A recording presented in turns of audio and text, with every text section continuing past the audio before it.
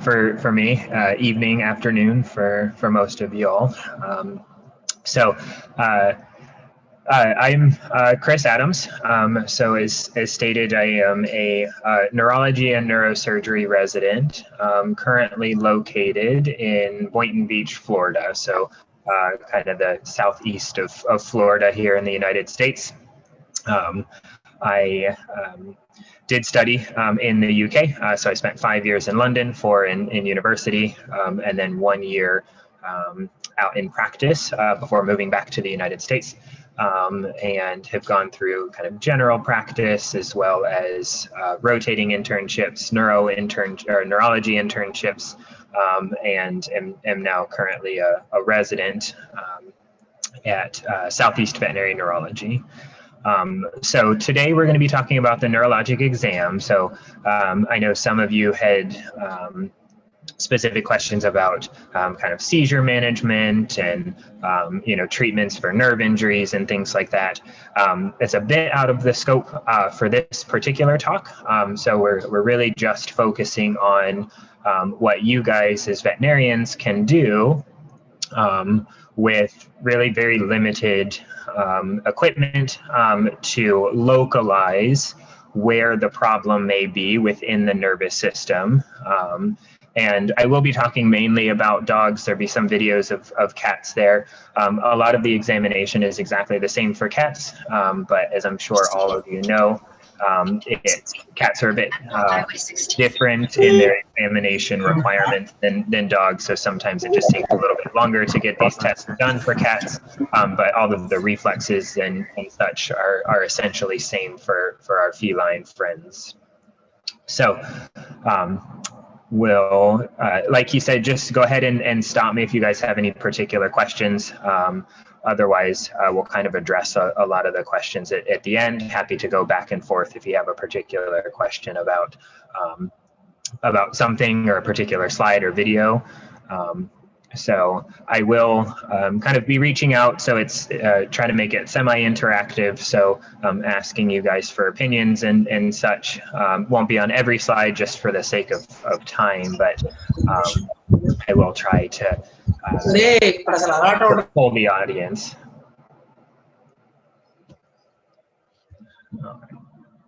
So just a basic outline of what we're going to talk about today. So again, the main part of the talk is going to be on the neurologic exam, and we're going to break it down to kind of each of its individual parts. So you have the signalment and the history. So that's information about the dog, the breed, the age, where it's located, things like that. And then the history provided by the owner.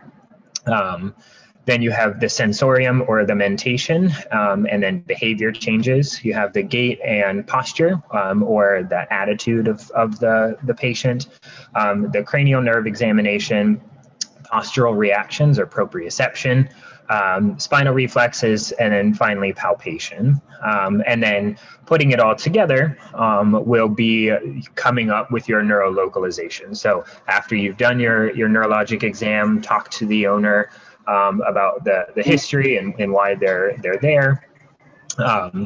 We'll then talk about, okay, so based on that information, where in the nervous system do we think our problem is? So is it in the brain, is it in the spinal cord, or is it in the peripheral nervous system?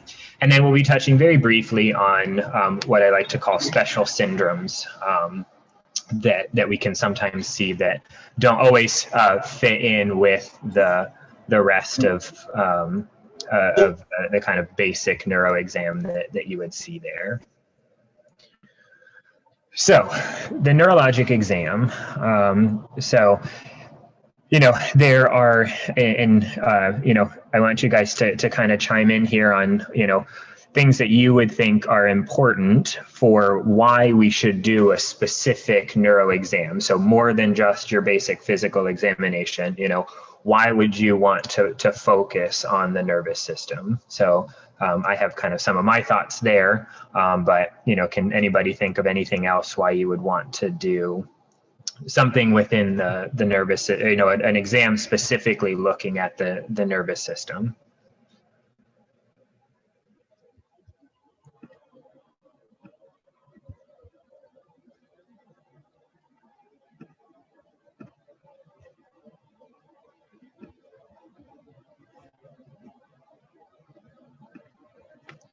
Okay, so things for me, so or I guess what I'm looking for when I do my neuro exam is asking the first question. So is the problem neurologic in origin, yes or no?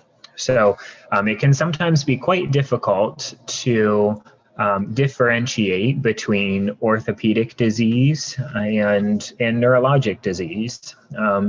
So lameness is something that we often will see, and it's sometimes a battle between neuro and ortho, in trying to figure out, okay, well, what is the cause of the lameness? And sometimes how the animal is walking can give us an idea, the owner's history can give us an idea. But it can be quite difficult in determining that. So the neurologic exam can help us, just apart from just watching the animal walk, can help us determine sometimes whether we think that the problem is primarily neurologic or not. The other question that I'm answering, so if I do determine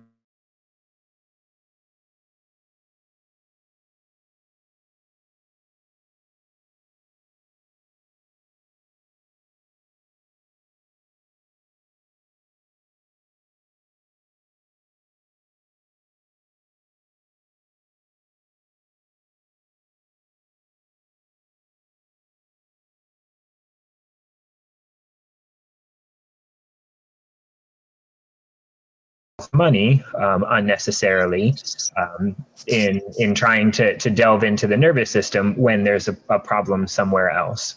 So just recently we got transferred a case that happened to be a diabetic ketoacidosis, and the dog was ataxic and had decreased mentation. So the nervous system was involved, but there was another primary problem that once corrected, the nervous system kind of corrected itself and the dog went back to normal. And then the final question, so as we're going to talk about today, is where in the nervous system is the problem? So is it in the brain? Is it in the spinal cord? Where in the spinal cord is it? And then is it in the peripheral nervous system? And then within the peripheral nervous system, is it within the nerves? Is it the neuromuscular junction? Or is it the muscles themselves? So I have a short little video here. So this is a kitten that came to me. And you can see how the cat is plantigrade. So if you kind of go back to this right here, I don't know if you all can see my cursor or not, but if you notice in the back legs, kind of has a dropped hock or plantigrade stance. And the cat is quite ataxic, so it's incoordinated when it's walking back to its carrier. You can see it's sort of what we would call titubation and tremoring there in the front legs. And all of that is indicative of a nervous system problem, primarily affecting the brain. But this cat, for example, had severely low potassium. So unfortunately did end up passing away because of how low the potassium was. But that's an example of, yes, the nervous system is involved, but it was secondarily affected. So basic equipment for the neurologic exam. So we're not talking about MRIs and surgery or spinal taps or EMGs, EEGs, things like that today.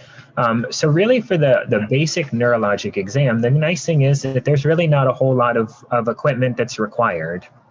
So this is kind of the basic equipment that I use on a daily basis, definitely more frequently than I use, my MRI or anything like that.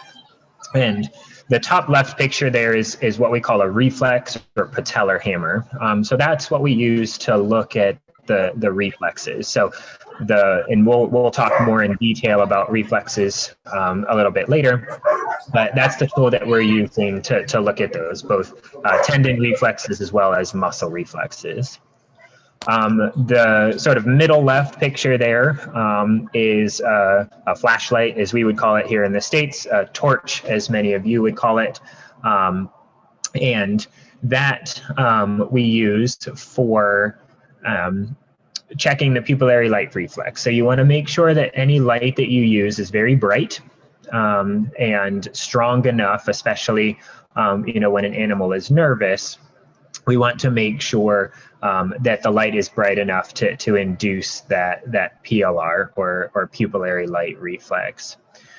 The top right picture there is a yoga mat is what we use. So you want a high traction surface for the animals to walk on. So a lot of times dogs with neurologic problems are very unsteady on their feet. So examining them on a tile floor or a metal examination table, they just slip and slide. So they end up spending your whole exam trying to right themselves and support themselves, which can impact the quality of your exam. So having them stand on a high traction surface, whether it be a small piece of carpet or even shelf lining, a yoga mat, something like that, or even if you do your examinations outside in the grass or on the concrete, where there's a high traction or high friction surface that would allow them to be able to kind of find their feet and be able to stay stable.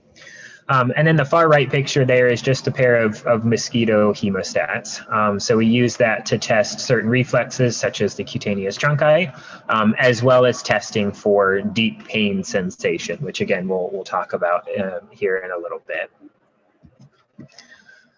So when we talk about kind of starting the examination, we have the kind of the signalment and the history. And the signalment, so that is the animal's age, their breed, and where they're from, is all very important because we can sometimes see dogs, obviously different dogs of different ages are going to have different diseases. An older dog, we're going to worry something more about cancer versus a younger dog that we're going to think about congenital malformations or maybe a toxin, depending on what it's coming in looking for. We can have inflammatory brain diseases and things of that sort, that depending on what we end up finding or seeing on our exam there is going to be impacted, or our list of differentials are going to be altered based on the age of the dog. And then the breed. So the breed is also important because certain breeds we know have predispositions for certain things. So if you see a dachshund that has acutely lost the ability to walk, far more likely to worry about intervertebral disc disease or disc herniation than if you have a 10-year-old German Shepherd that has had a slow onset of pelvic limb weakness that's not painful, and you're going to worry more about something like degenerative myelopathy. So I mentioned the 6-finger rule. This isn't super common, so it's something that I was taught in vet school, actually. And it goes through a lot of the basics.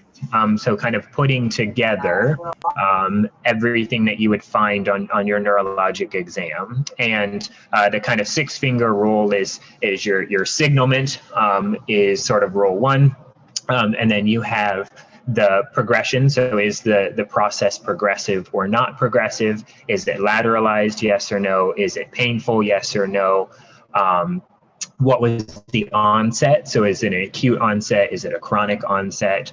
And then your neurolocalization. So again, an example would be a 2-year-old male neuter dachshund that presented for a acute onset, lateralized, progressive, painful T3 to L3 myelopathy. So really with that information, if you would call me and tell me that, I would be talking to you about needing an MRI and surgery, because an intervertebral disc rupture is going to be the most likely thing that is causing the problem there. So in neurology, the history is really invaluable. So a lot of times we're dealing with things that are symptoms that are very episodic. So the odds of a dog coming in and having a seizure in your office is pretty low, unless they just started seizing that morning or something like that. Oftentimes, especially for someone in my position, by the time they get to us, the seizures have stopped. We're using the owner's information, their description of the event, videos if they have it, to try to determine if this is something like a seizure, or is it a vestibular episode, so an episode of vertigo, something like that. So, and a lot of these dogs are very stoic when they come to the the vet. So whether it's they're just super friendly, like a Labrador, or they're very, very nervous, like a Chihuahua. And sometimes we can't really find what the owners are seeing at home based on our examination. So never discount, especially in neuro, never discount what the owners are seeing at home. If your owner is concerned that their dog is painful, ask them what they're doing, that makes them feel like their dog is painful, even if you don't find pain on your exam. Another example of this is actually a dog that I saw yesterday that on my exam had no pain. I couldn't find a specific area of pain, but at home was having episodes of just reluctance to walk, low head carriage, and didn't want to move at all. So based on the owner's history, it was like, well, when I was chatting with the owner, I let him know, like, on my exam, I don't have a particular area that I feel like he's painful, but based on your description, it sounds like pain is involved. So these are my list of differentials. And we did do an MRI, and unfortunately, he did have cancer that was actually eating through the bone. So I'm quite sure that the dog was painful, was just not showing it on our exam. And then always use caution, though, in owner's description. Don't just take their word for it that when they tell you their dog had a seizure, that's what it is. Get them to explain what the dog was doing during the event. So owners will blame almost any sort of episode or abnormal behavior on the dog having a seizure. So that's the thing that they know. That's the word that they know. So that's what they're going to tell you.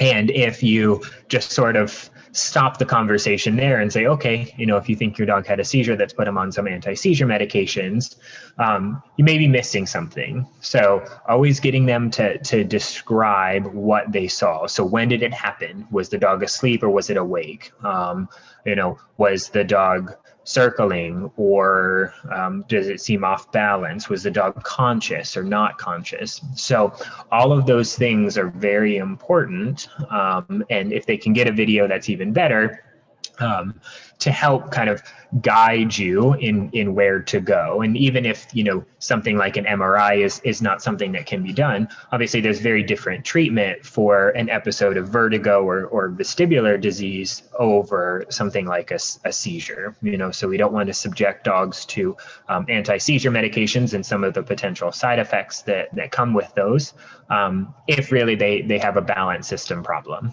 So, definitely listen to your owners, but, make sure that you're getting them to actually describe or demonstrate what they saw before just taking their word for it as far as seizures go.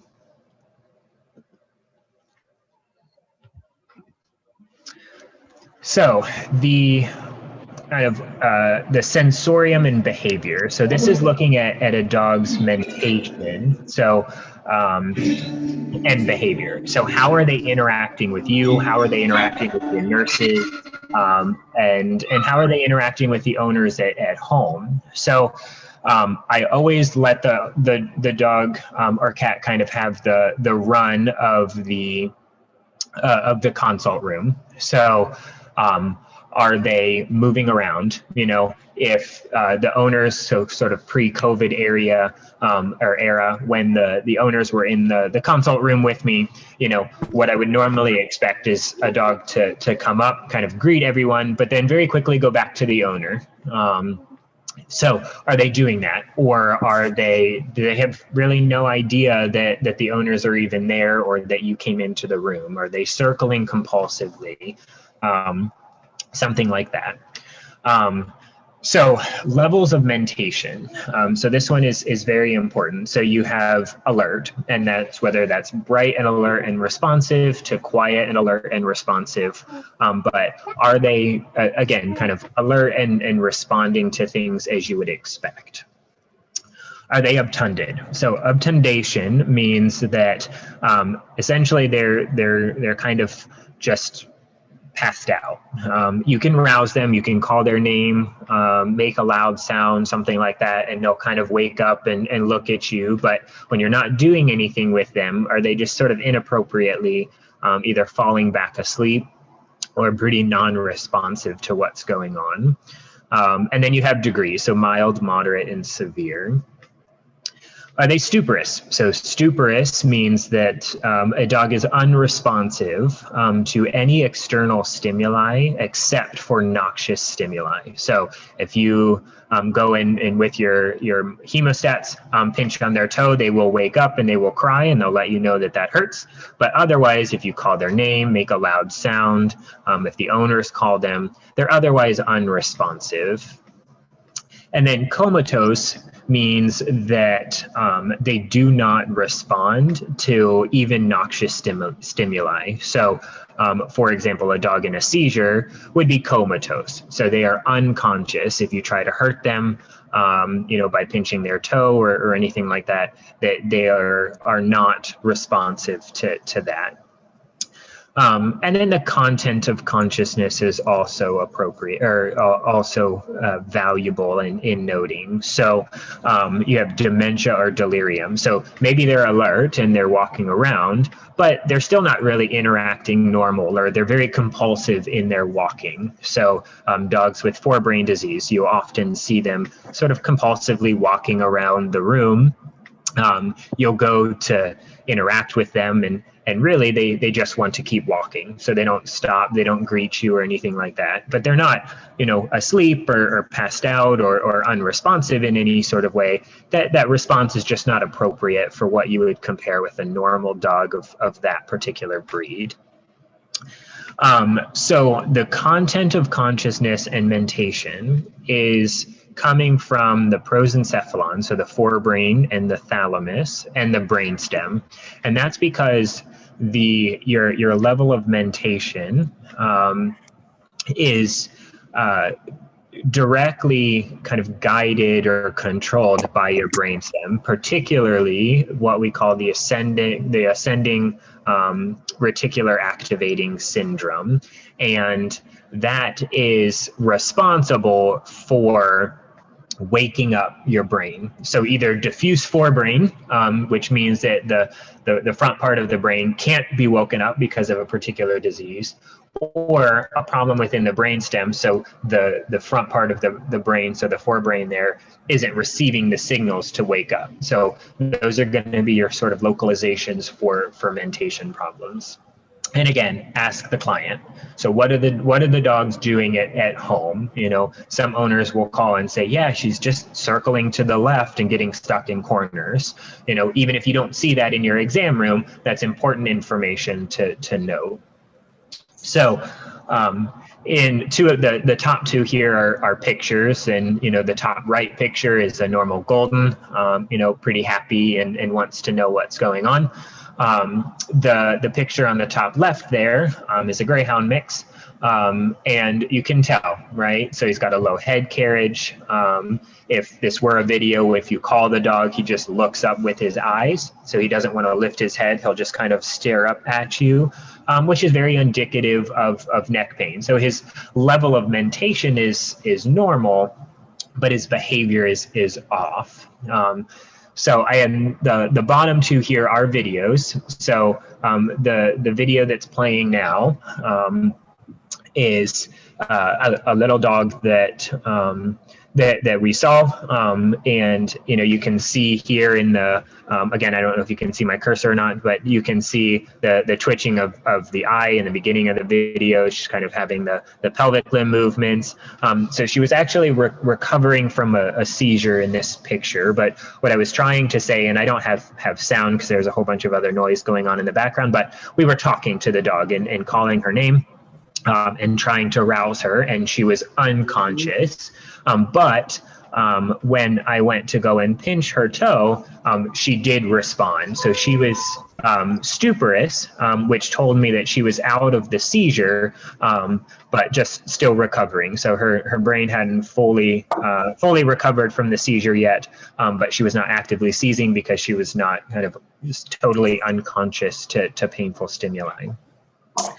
This video is a dog that is not moving his back legs. He was actually chronically paralyzed. But what I wanted to show is, just because a dog can't use their legs doesn't necessarily mean that it's a brain problem, right? So this dog had normal mentation. He was very happy. I was calling his name. He pulled himself over to me. He was interacting normally with me. So he couldn't use his back legs, but his mentation was normal, which told me that his brain was functioning. So the next part of your exam, and this is all really part of what you're doing when you're watching them walk. So for gait and posture, so you're now looking at how is the dog moving, how is the dog holding themselves. So is there any lameness, ambulatory versus non-ambulatory? So can the dog walk or can it not? Paresis versus plegia, and the difference there, and this is somewhat important to note down. So paresis means weakness. So they are still able to move their legs, they are just very weak.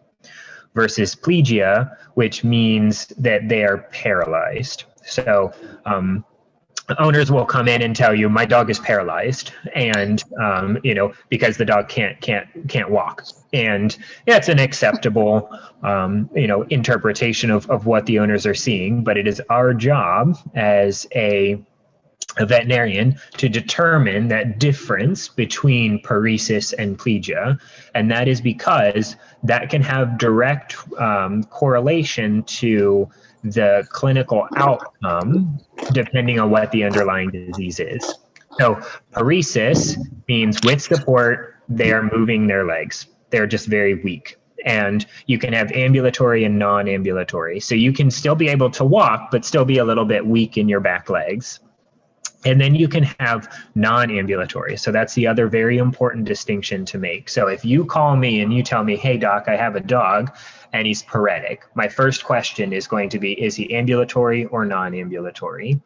And what I want to know is, okay, can that dog still stand up and walk and is just a little bit weak, or is his weakness progressed to the point that he is no longer able to walk?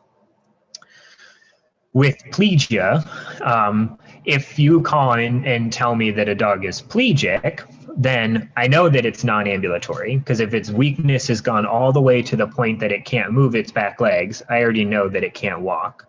The question then that I'm going to ask you is, does that dog have deep pain or not? And we're going to get to deep pain in towards the end of the lecture. And that is important because when I am talking to owners, and this is really in regards to disc disease, so a disc rupture, which is the most common thing that we would see that causes a dog to lose the ability to walk.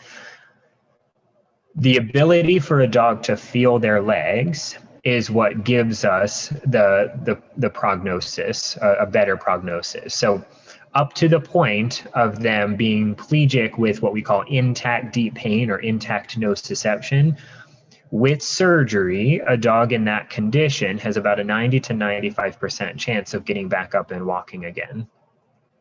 If you tell me that that dog is plegic and does not have deep pain, then that chance, the chance of that dog getting back up and walking drops immediately to 50%. So only 50% of cases that are plegic with absent deep pain, if they get surgery within the first 24 hours of the onset of clinical signs, will regain the ability to walk. So, that's a very big difference, for something that seems so subtle. So it's very important to make that determination. You're also going to, when you're watching them walk, you're also looking for ataxia, and ataxia is different than paresis. So paresis, again, is weakness or non-movement for plegia. Ataxia means incoordination. So that's looking at the quality of how the dog is walking. So you can have paresis without ataxia. It's not overly common, but you can. But you can have ataxia without weakness, and that is usually indicative of a brain problem. There are 3 different types of ataxia, and we're going to go through some of these videos here, and I'm going to ask you guys what you think it is. So you have proprioceptive ataxia, and that is the dog has a lack of awareness of where its limbs are. So what ends up happening is when they're walking, they're crossing midline. So particularly in their back legs, they'll sort of crisscross. So those are the dogs that are still able to walk, and the owner comes in and they're like, yeah, they're tripping over themselves. They get their back legs tangled. And that's typically going to be a proprioceptive ataxia. Then you have a vestibular ataxia, and those are dogs that have a balance system problem, and they are kind of falling or leaning to one side. They have a wide base stance, so they're typically walking more like somebody who's drunk.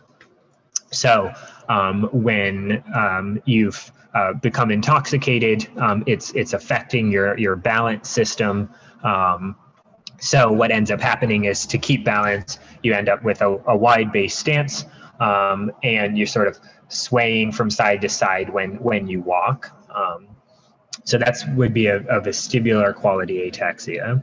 And then you have cerebellar ataxia, and that one is a particular type of vestibular ataxia that comes from the cerebellum, or the back part of the brain. And those dogs and cats have very high stepping and overarching or overreaching gaits, and they will often have tremor either of the head or the body, and you can sometimes see a truncal sway. So they sort of sway their chest back and forth, and that's because your cerebellum is involved with coordinating your movements. So it doesn't initiate them, but it coordinates them. So the dog or the cats with cerebellar hypoplasia that are born because of the panleukopenia virus, they have an intention tremor. So when they go to eat, their tremor gets worse, and they kind of have this sort of bobbing back and forth. That's due to the cerebellar dysfunction. And those cats would demonstrate a cerebellar ataxia. So when we talk about attitude in veterinary medicine, and particularly within neurology, we're talking about the position of the eyes and the head in relation to the body. So does the dog have a head tilt versus a head turn? So a tilt means that one, you kind of use the ears or the eyes. One eye or one ear is higher than the other.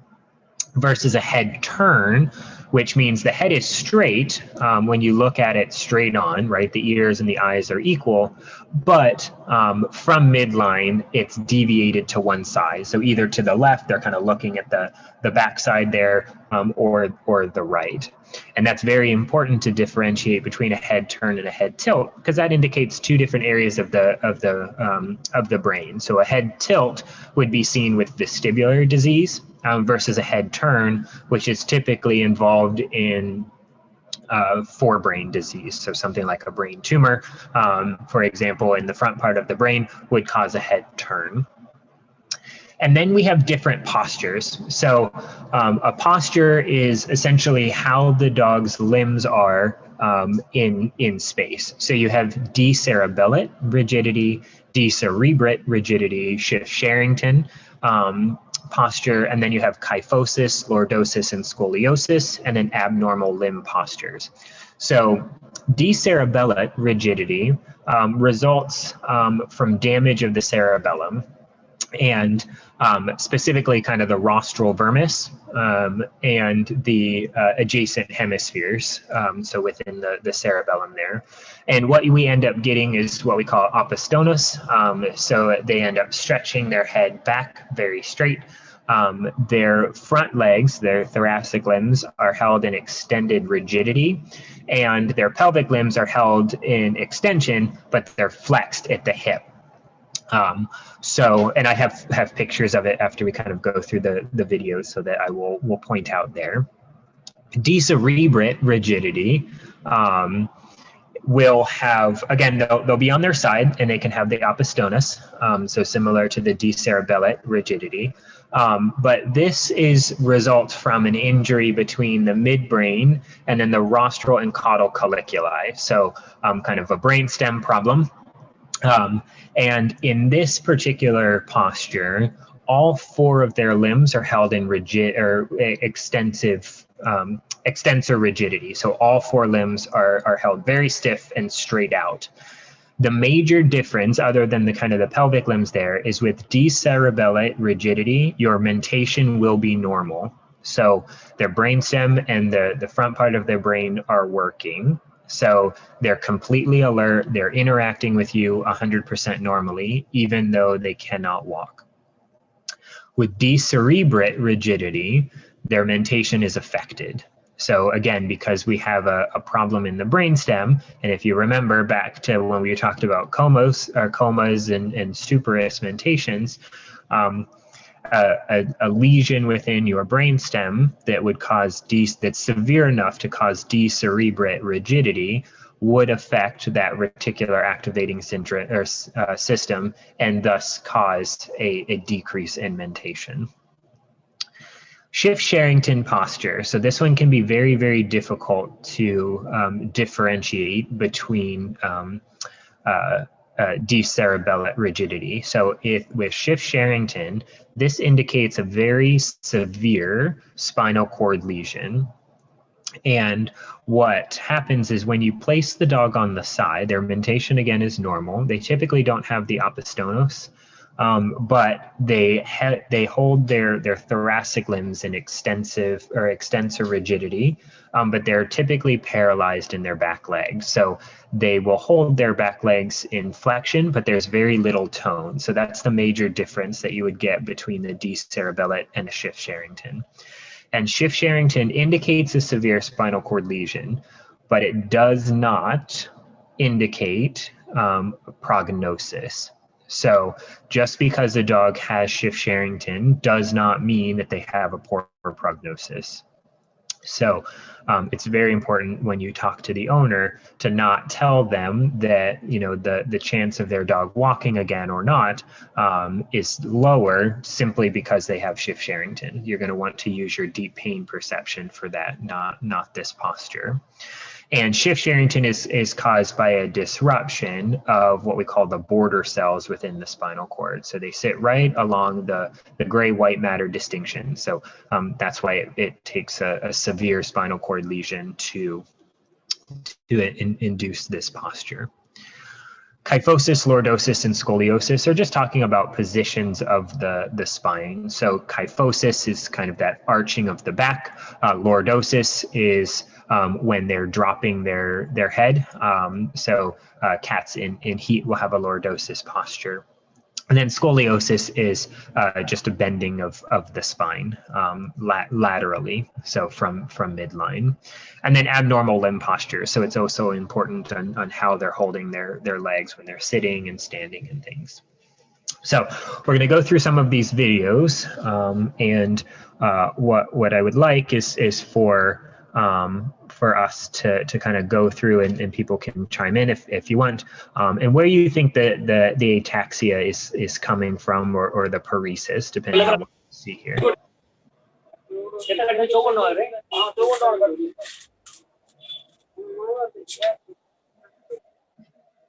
All right, so can someone tell me what they're seeing in this video?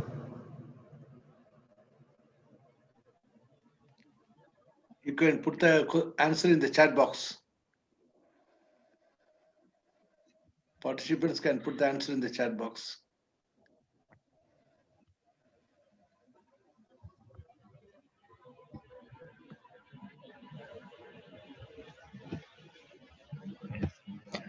All right, okay. We'll compare the second video here, kind of look at the difference.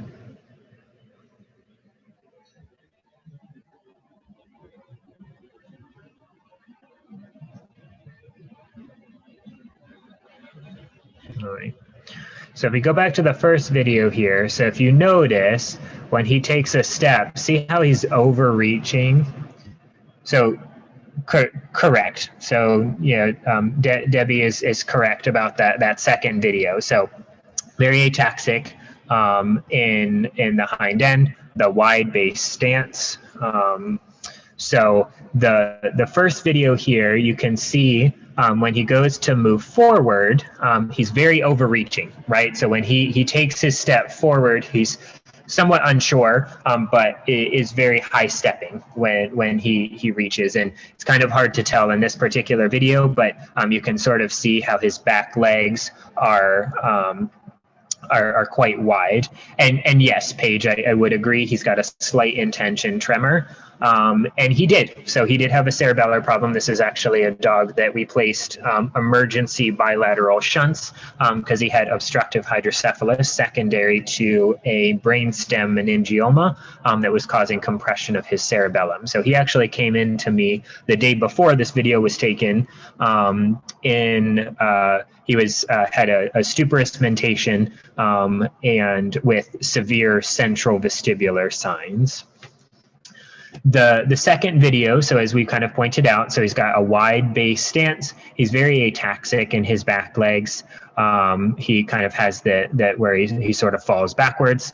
So there's a little bit of paresis there, and technically tetraparesis, so he was weak in his front legs.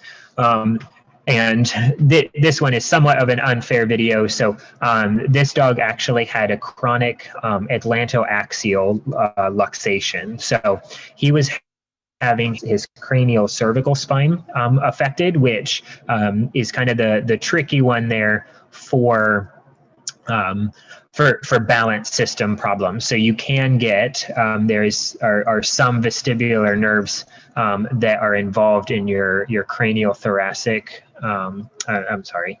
your cranial cervical spinal cord. So you can see with very high cervical lesions, such as an AA luxation, you can see some balance problems. So this video, if you can see, so what do you guys think about this one?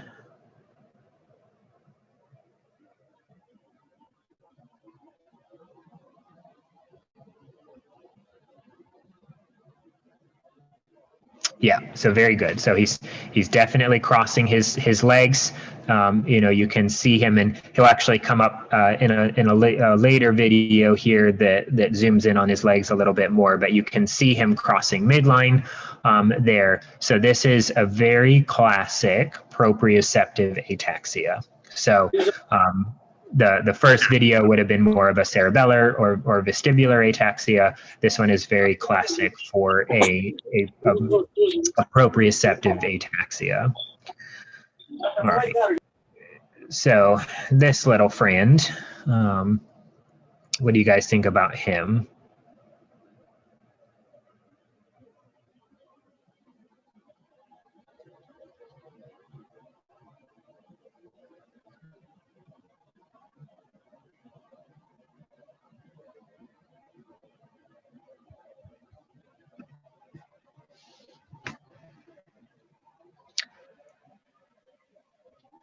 Yeah, so I would definitely agree. So, it's hard to tell ataxia when they're not able to walk. So I'm supporting all of his body weight. If I would let him go, then he would just fall. What you can see in this video, so he is moving his back legs decently well, so particularly that right pelvic limb there. I don't see much movement in his front legs. And when a dog, and you can kind of see how his muscles are quite rigid in the back legs here. So when we have a dog that is weaker in their thoracic limbs than their pelvic limbs, we worry particularly about an intramedullary problem. So a problem within the inside of the spinal cord. So this particular friend, she had a disc rupture, but had pretty severe bruising. So it's a bit of a difficult one to localize or to describe, because he was technically paretic in his pelvic limbs, but he was plegic in his thoracic limbs. So there wasn't any obvious movement in his front legs. And these are the cases that, you know, we took him to surgery that night and he did very well. But these are the cases that he's kind of neurologically getting worse. So the expectation is maybe even within a few hours, he would have become tetraplegic. So, and then that brings us to kind of our last video. And in this guy, what do you guys think about him?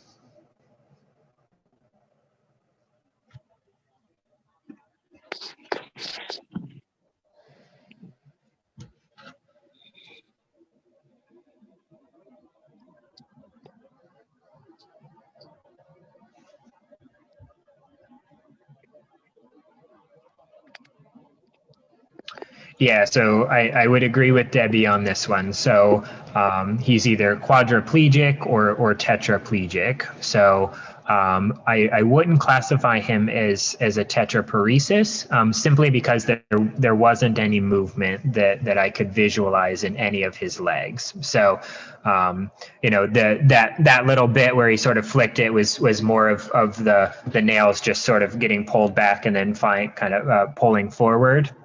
But he was tetraplegic, and we still do test deep pain because, unfortunately, in the neck, they can theoretically go deep pain negative from a neck problem, but unfortunately, once they reach the point of becoming tetraplegic with a neck problem, most of those dogs unfortunately pass away because if you lose the ability to feel all four of your legs, very shortly after that you lose the ability to control your diaphragm, and they typically will pass away because of respiratory distress.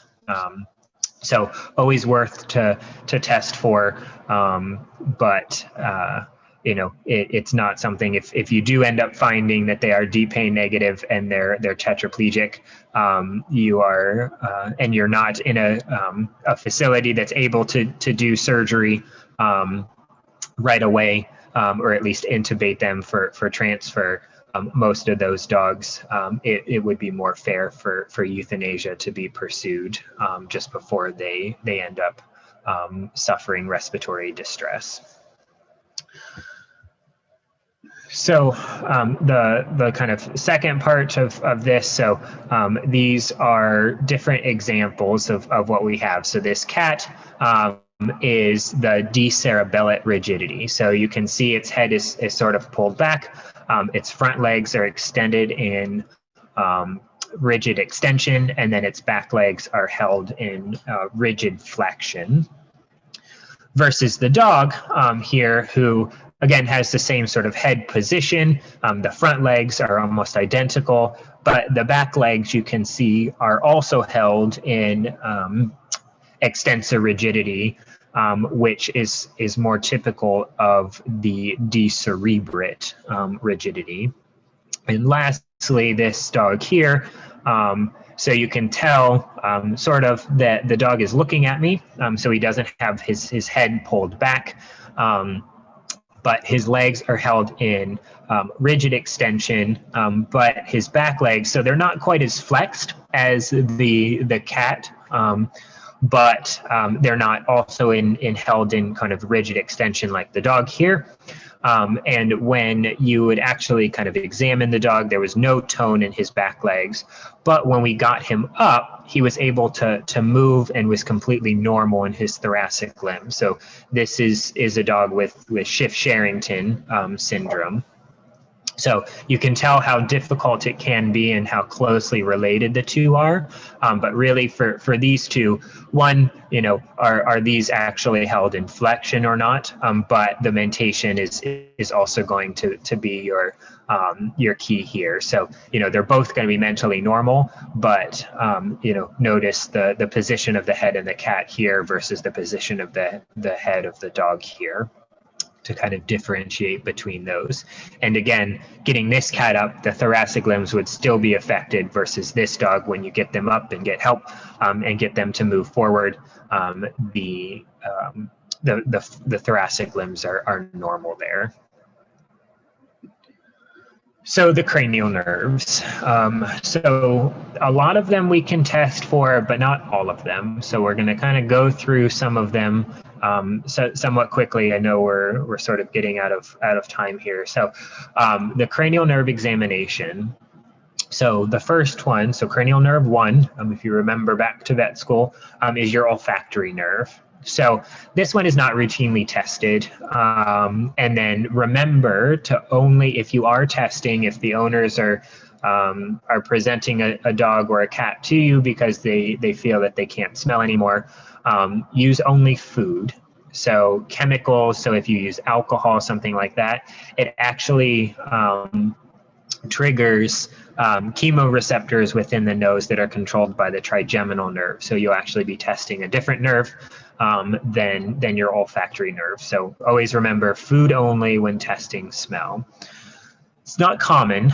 It's not a common complaint among owners because honestly, they don't really notice it. But your history is going to be exceptionally important here. The only couple of cases that I've ever seen that have come to us because of loss of smell were actually working dogs. So police dogs or military dogs that were no longer identifying their trained scent. So they came to us with concerns for loss of smell. The most common cause of insomnia is chronic rhinitis. So it's very rare for a brain disease to cause loss of smell without any other neurologic deficits. Because your olfactory nerve is more of a bundle. So there's a bunch of open nerve endings at the back of their nasal cavity that cross through the cribriform plate and go directly into the olfactory lobe of the brain. It's a very kind of simple reflex, really. It's our oldest reflex that we have. For it to be caused by a nervous system problem is very uncommon. The second cranial nerve is the optic nerve. So this one we test looking at anisocoria, so different sized pupils, and then the pupillary size there are going to be important for how the optic nerve is working.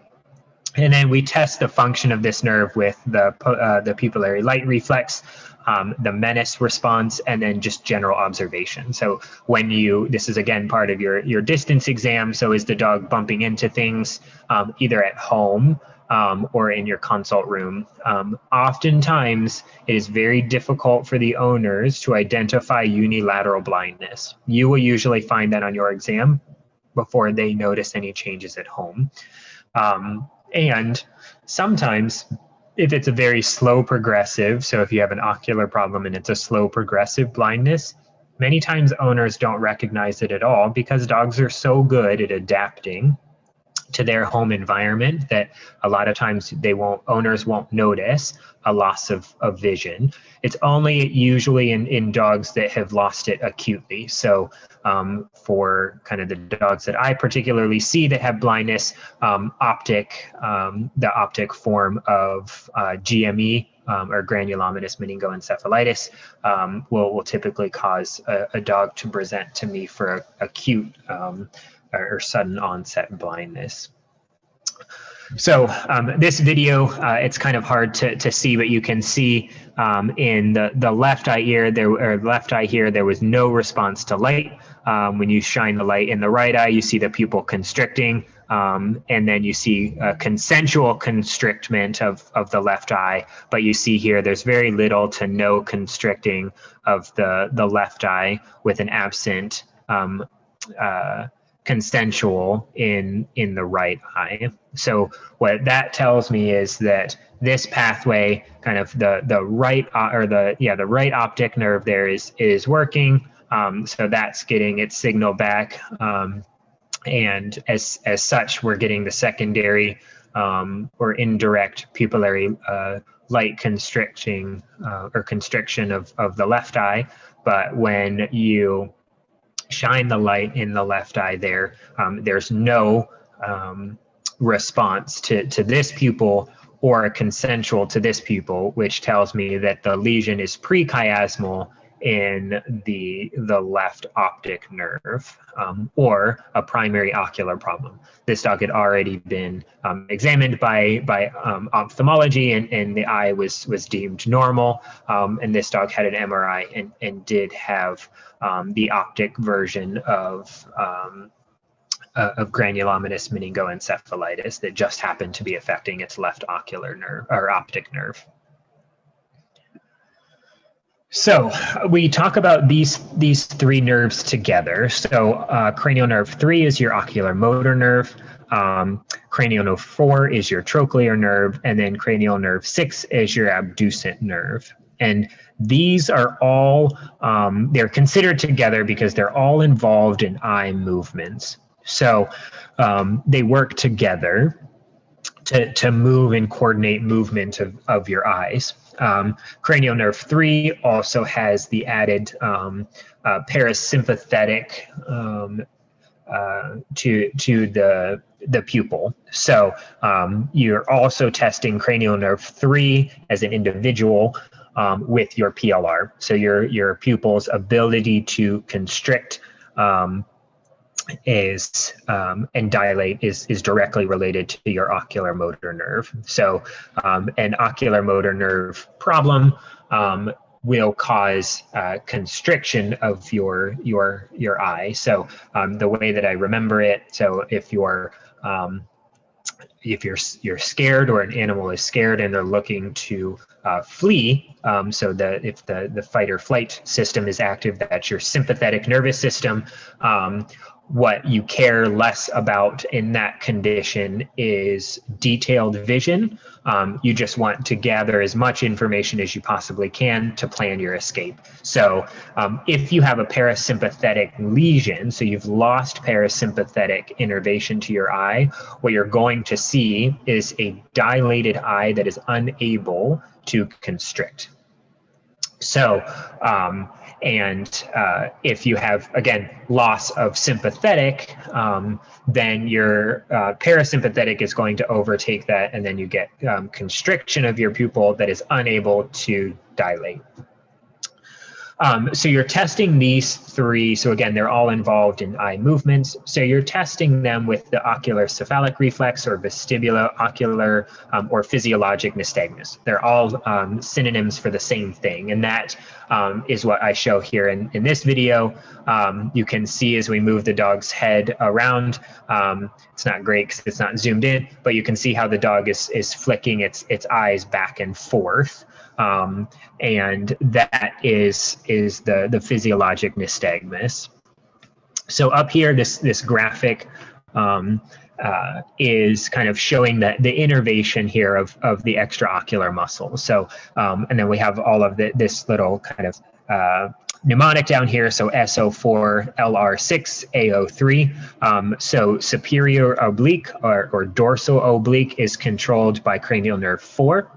So you can see it here. So the dorsal oblique is this muscle here, and controlled by cranial nerve 4.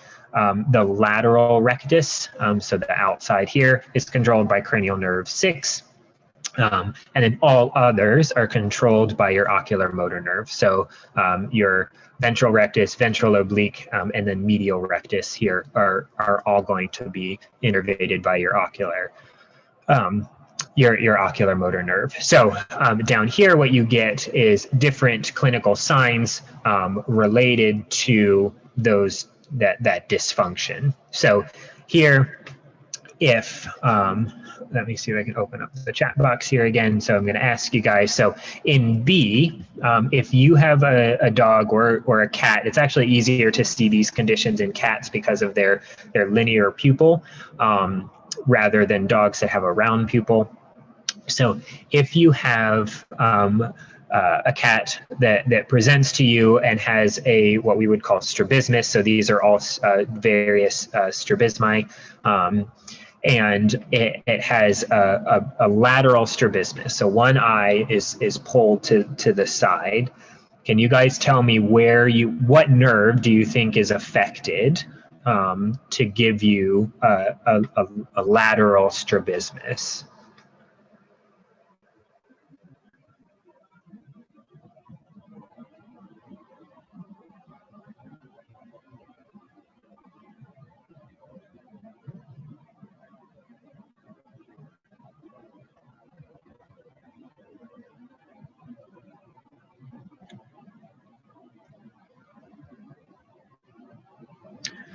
So close. So if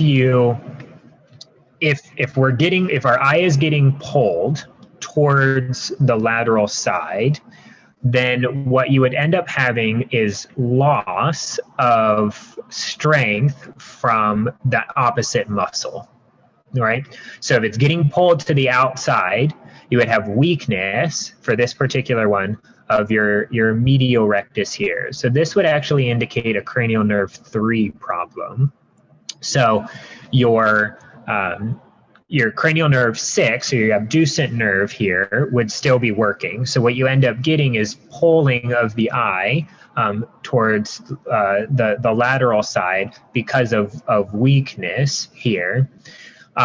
It is a bit confusing with ocular motor dysfunction because there's some slight, you can see in this picture, there's some slight sort of ventral positioning of the eye, but you don't, with ocular motor dysfunction, you don't often see clinical signs related to loss of the ventral rectus or the ventral oblique.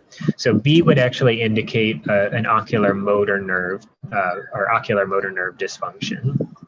So what about C? So now this is a medial strabismus.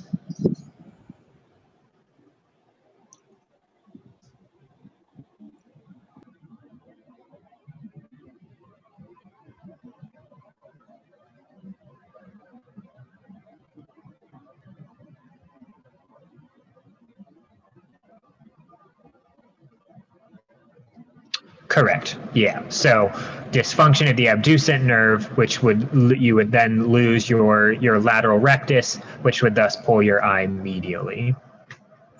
And what about D? So this is a kind of ventromedial strabismus.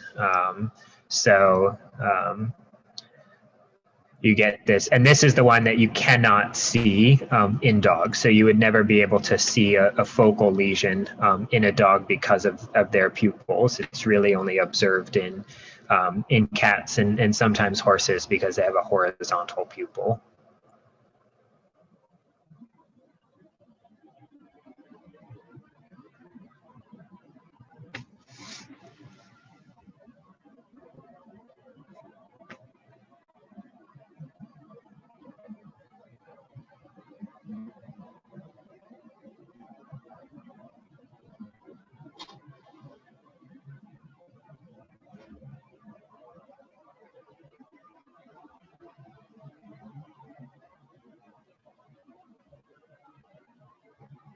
Yes, so Debbie, that's correct. So this is pretty classic for a trochlear nerve lesion. So your dorsal rectus is involved for tilting the pupil medial, or the dorsal portion of the pupil medially, right? So it rotates the eye. So if you have loss of that, what you end up getting is an inward rotation of the ventral portion of the pupil. So yes, so D is very classic for a trochlear nerve dysfunction.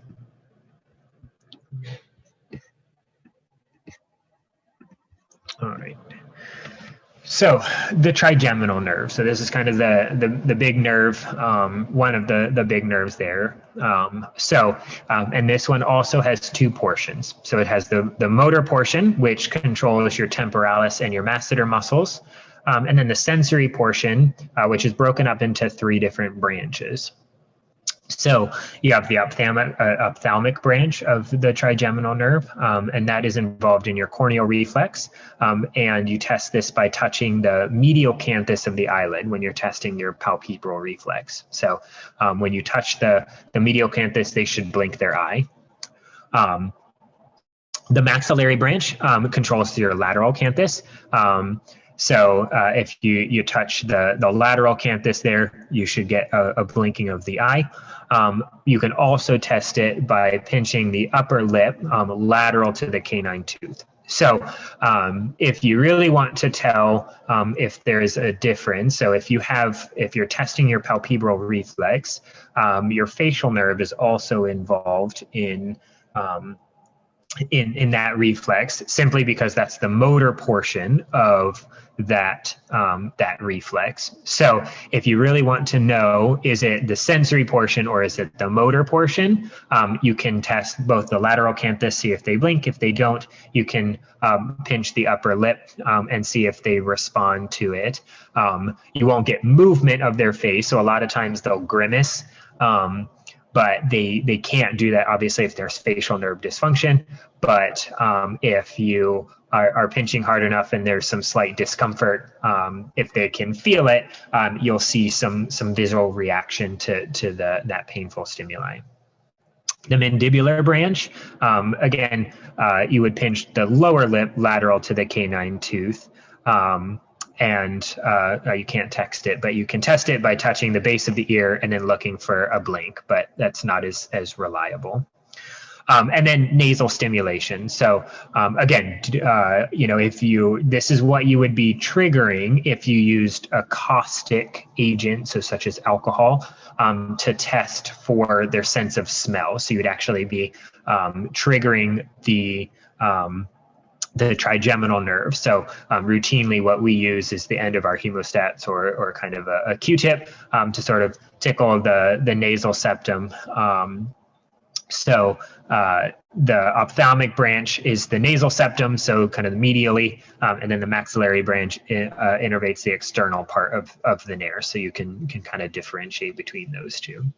So these two pictures, so the beagle there on the left is showing kind of unilateral temporalis muscle atrophy. So quite common for us to see with a trigeminal nerve sheath tumor, which is the trigeminal nerve is the most common nerve that is going to be involved with a peripheral nerve sheath tumor as far as cranial nerves go. So you can sometimes in older dogs see bilateral symmetrical masseter muscle or temporalis muscle atrophy. Don't get that confused with unilateral. So if it's unilateral, there's always going to be a problem, whether it's cancer or inflammatory disease, something like that. There's something that is individually affecting that, in this particular dog's case, the right side, or the right trigeminal nerve. The dog on the right here has idiopathic trigeminal neuritis. So it would be bilateral. And because of this, it's affecting the masseter muscles, which means that these dogs cannot close their mouth. So things that are going to cause drop jaw, obviously trigeminal neuritis, as I just alluded to in this particular dog. You can have TMJ fractures, so they can't close their jaw, or rabies will also cause them not to close their mouth.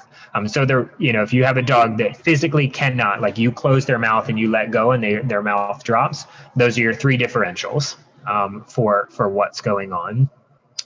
Trigeminal neuritis, there's nothing you can do. So steroids don't work. It's an idiopathic inflammatory response to a reaction in the nerve.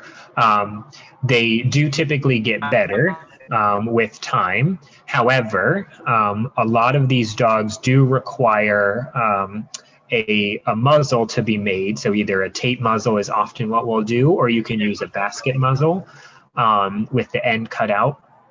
Because these dogs typically cannot eat because they can't close their mouth. So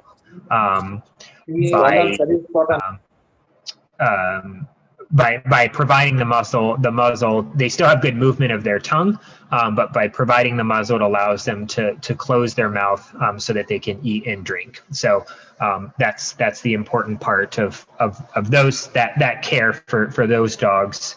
Is just making sure that they're able to eat and drink on their own. So cranial nerve 7, the facial nerve. So it's the other big one for us. So the facial nerve, you're going to be looking for facial symmetry. So does one side look like the other? So in this boxer, you can tell the left side of the face is drooping compared to the right side of the face.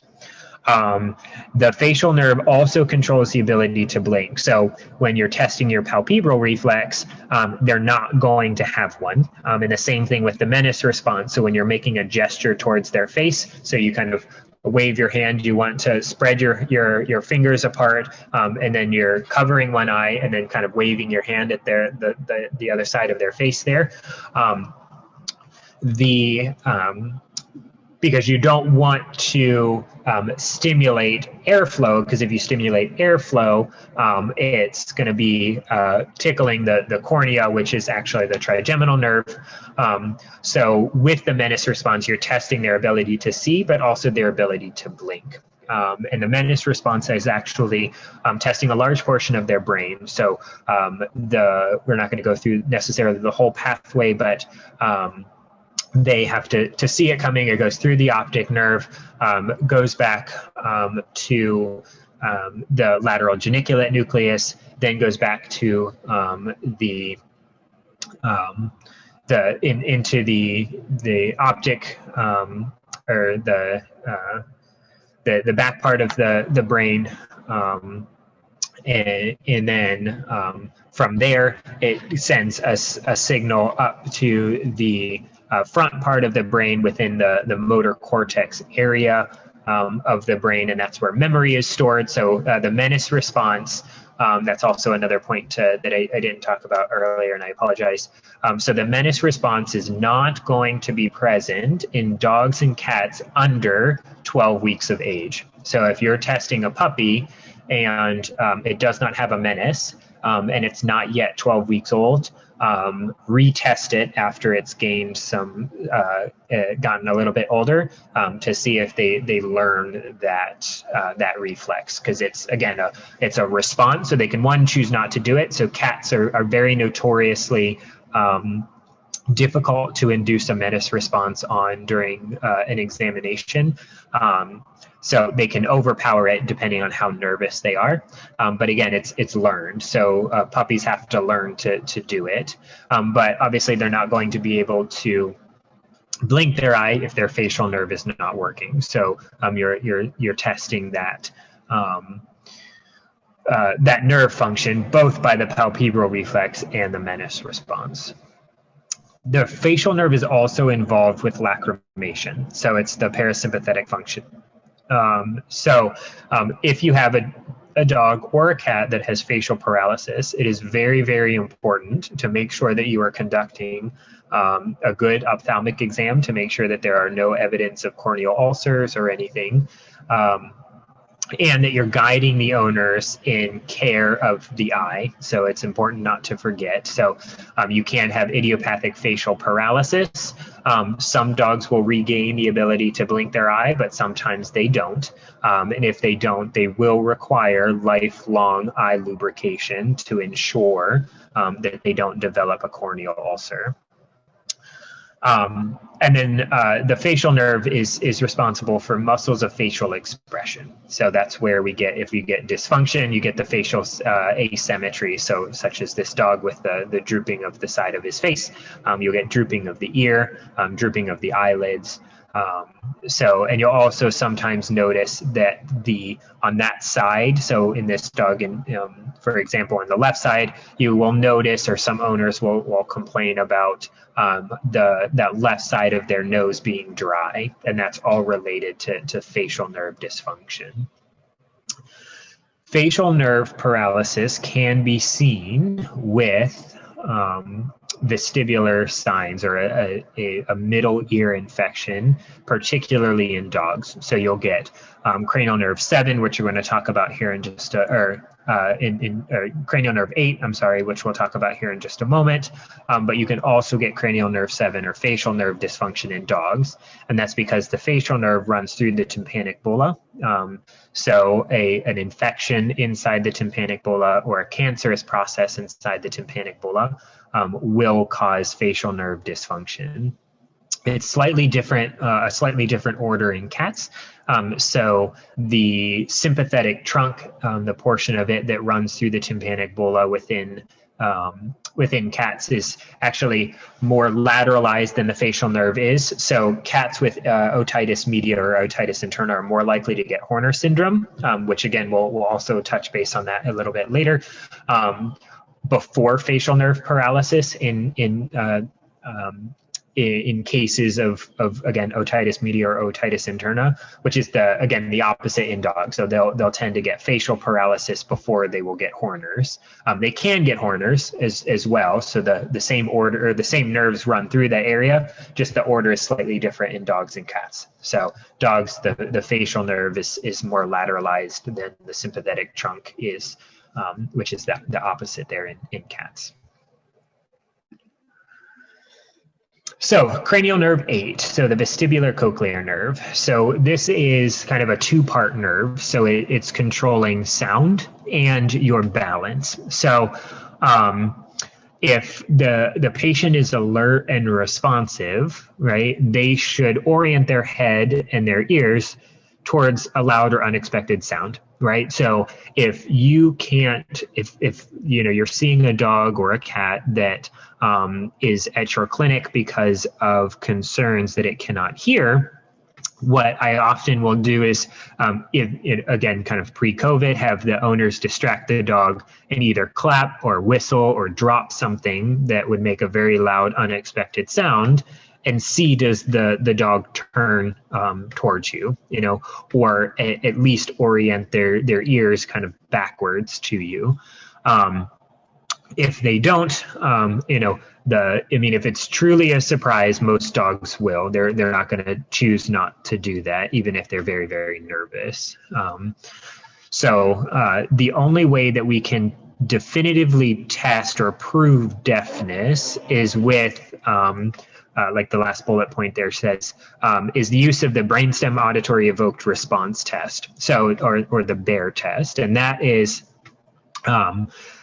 most especially if it's unilateral. If there's unilateral deafness, there's no way that you're going to be able to tell that on your exam, and would be very weird for the owner to report unilateral deafness. It's just not something that we often will see.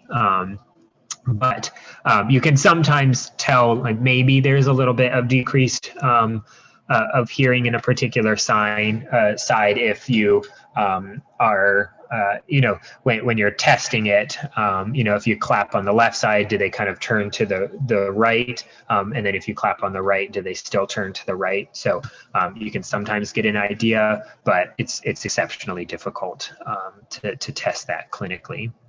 The important part of a BEAR, so if you're talking about to an owner about going for a BEAR test, we cannot tell them the cause of the deafness, just simply your dog is deaf, yes or no. So it doesn't differentiate the cause. So in congenital deafness, you know, we're just going to diagnose that based on age and breed. If it's an older dog, and they are proven to be deaf, again, it may be age-related deafness, or could be related to an inner ear problem, or even a brainstem problem. So the other portion of the vestibular cochlear nerve is the vestibular portion, or the balance portion. This is really the portion of the nerve that we are most involved with. So these dysfunction of this portion of the nerve will give you things like a head tilt, an abnormal nystagmus, and that vestibular quality ataxia. So, and you can sometimes, you'll notice that there's the loss of the physiologic nystagmus with bilateral vestibular disease. Unilateral vestibular disease, you should still have a physiologic nystagmus, but regardless of the cause, if there's bilateral, then oftentimes we will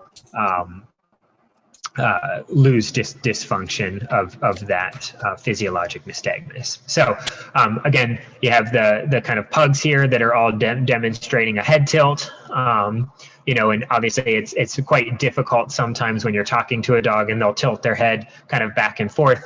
That's very different than dogs who are presented for a head tilt and they can't change it. So this down here, you can see this horizontal / rotary nystagmus, so this rapid eye movement here of both of the eyes, almost has a portion of that's vertical. So then those are your three different types of nystagmus. So you have horizontal, side to side, rotary, so kind of a twitching, and that one's very easy to see in horses, again, because of their horizontal pupil. And then you have vertical. And this one is a very classic example of a vertical nystagmus. So you can see this kind of abnormal up and down movement of both of those eyes there. And when you're talking about the vestibular system, you have the central vestibular system and you have the peripheral vestibular system. And the central vestibular system can give you a horizontal, a rotary, or a vertical nystagmus, but peripheral vestibular, about 9 times out of 10, will only give you either a rotary or a horizontal. So if you're seeing a vertical nystagmus, you should automatically be worried about a central vestibular problem until proven otherwise. So again, kind of vestibular disease, so you have peripheral versus central. So these are just different things that you can see here with central versus peripheral. Nystagmus, again, so horizontal, you'll describe the fast phase, you have rotary and vertical. So this is a cat with bilateral vestibular disease, and you'll see these very exaggerated wide head movements. So you can kind of see him swinging his head back and forth. We kind of joke and call it the Stevie Wonder. And that's very classic. You won't see a head tilt with bilateral vestibular signs because they're both of the vestibular systems are abnormal, but they'll be swinging their head back and forth. And again, with bilateral vestibular signs or disease, you will lose that physiologic nystagmus. And peripheral vestibular disease, you can have dysfunction of cranial nerve 7 and cranial nerve 8. If you have any other cranial nerves involved, other than cranial nerve 7, 8, or your sympathetic trunk, it's automatically central because you're affecting the brainstem. So the last couple, we're almost done, guys. So cranial nerve 9 is the glossopharyngeal nerve. Cranial nerve 10 is the vagus nerve. You really can't test these. You can test with the gag reflex, but be very, very careful because you can get bit. I really only test gag reflex in dogs that present to me either stuporous or in a coma. And it's simply to talk to the owners about how severe I think their lesion is. So if you have a dog that's in a coma and doesn't have a gag reflex, that indicates very severe brainstem dysfunction. If the owners can't or are unwilling to go forward with testing such as an MRI, euthanasia should be performed in those cases. But if the dog is wagging its tail and bright, you don't need to test a gag reflex. You're not going to add anything to your clinical exam there. The biggest way to test these nerves is asking the owners about any difficulty eating, any sort of regurgitation at home, voice changes, and then any changes to sounds when they're breathing. And that's because the glossopharyngeal and the vagus nerve are going to be involved in the larynx and your esophageal function. So that's where the regurgitation and things come into play for those. But otherwise, clinically, they're very difficult to test, and it's very rare that you would get dysfunction of those nerves individually. So the last couple, cranial nerve 11 is the accessory nerve, so innervation to the trapezius muscle. Again, lesion localized to this nerve is very rare. And then the internal branch is structurally and functionally part of cranial nerve 10, so the vagus nerve. Cranial nerve 12 is the hypoglossal. So this one you can look for tongue asymmetry. So as you can see in this dog, the left side of the tongue is atrophied, and there's kind of deviation towards the left, which is suggestive of left hypoglossal nerve dysfunction. When you do test the gag reflex, if they have one, oftentimes they will lick their nose after you test that. So that's a good way that you can kind of see what the tongue looks like. And again, the tongue will always deviate towards the side of the lesion. So again, in this dog, deviation towards the left indicates a left brainstem problem that's affecting the left hypoglossal nerve. So the neurologic, so kind of continuing, so your postural reaction, so proprioceptive placing, so paw placement. So that's where we kind of flip the paw over and we're waiting for them to fix it. You can also have the hopping response, so you hold them up, but bear all of their weight on one leg and kind of knock them off balance. And what they should do is hop to follow you. And then you have placing responses, so tactile placing and visual placing. So with smaller dogs and cats, that's where you have them lifted up and bring them towards the edge of a table. Visual placing, if you just leave their head go, as soon as they get close to the table, they should reach out to go and touch it. The same thing with the floor.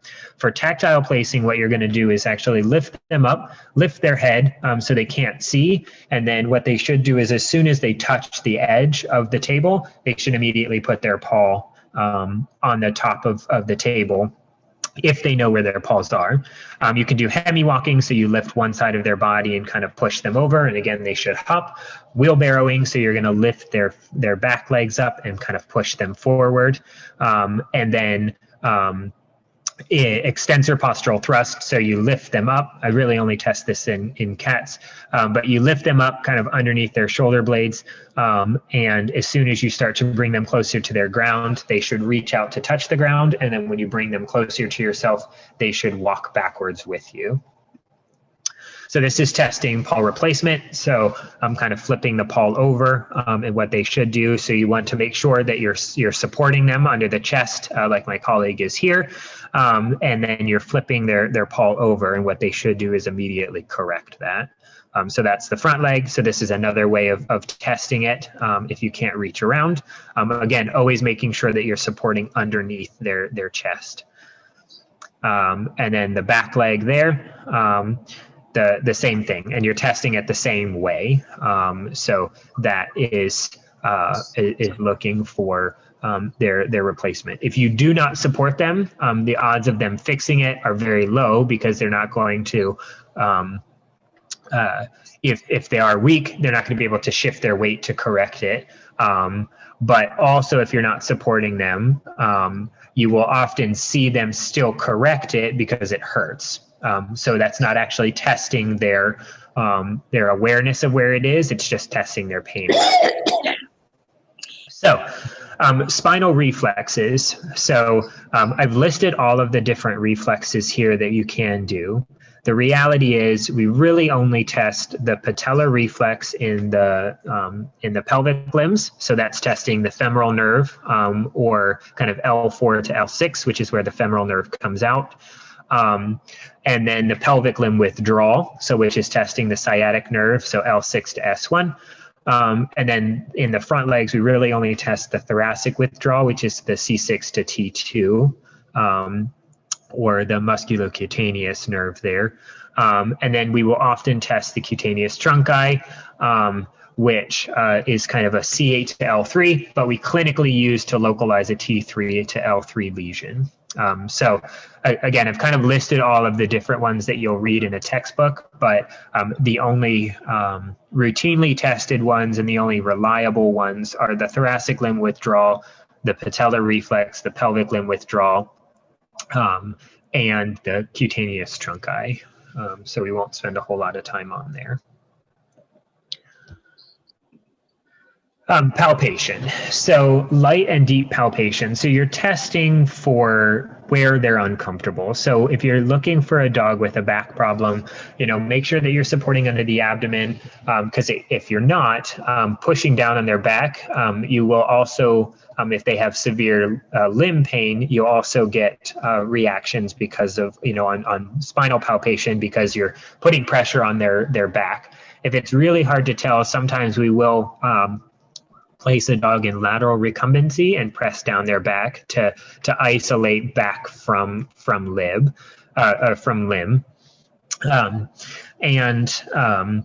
Make sure you palpate the head for masses and any sort of defects or anything, and persistent fontanelles, particularly in puppies. And then, if you're concerned with a mouth problem, or if, for example, in the trigeminal neuritis, if they can't open their mouth and you want to know if it's a TMJ problem, gently open their mouth to see if there's any signs of discomfort there. So nociception. So this is testing deep pain, and this is the last part that you want to do of your exam, because as soon as you test this, they're going to be very upset with you. I always leave this for last, and only test this if those dogs are plegic. So if you have a dog that is paretic, so it's just weak, but you see very obvious movement, you know that they can feel, so there's no reason to try to hurt them. But if you do not see any movement and you're concerned with them being plegic, then you want to test this, because again, that's going to help with your conversation with the owners in having to have that conversation about prognosis.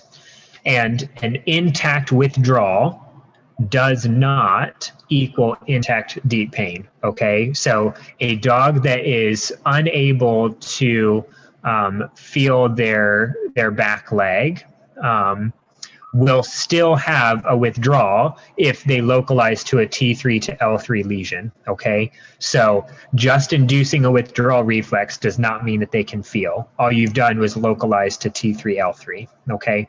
So this video, it does have sound, so make sure your sound is turned up, because this is what you're looking for with deep pain, okay? So we want a conscious, so whether they turn to bite you, whether they vocalize, scream, fidget, you want some type of conscious reaction to the pain stimulation. So that's the only way that you're going to know that they truly have deep pain, okay?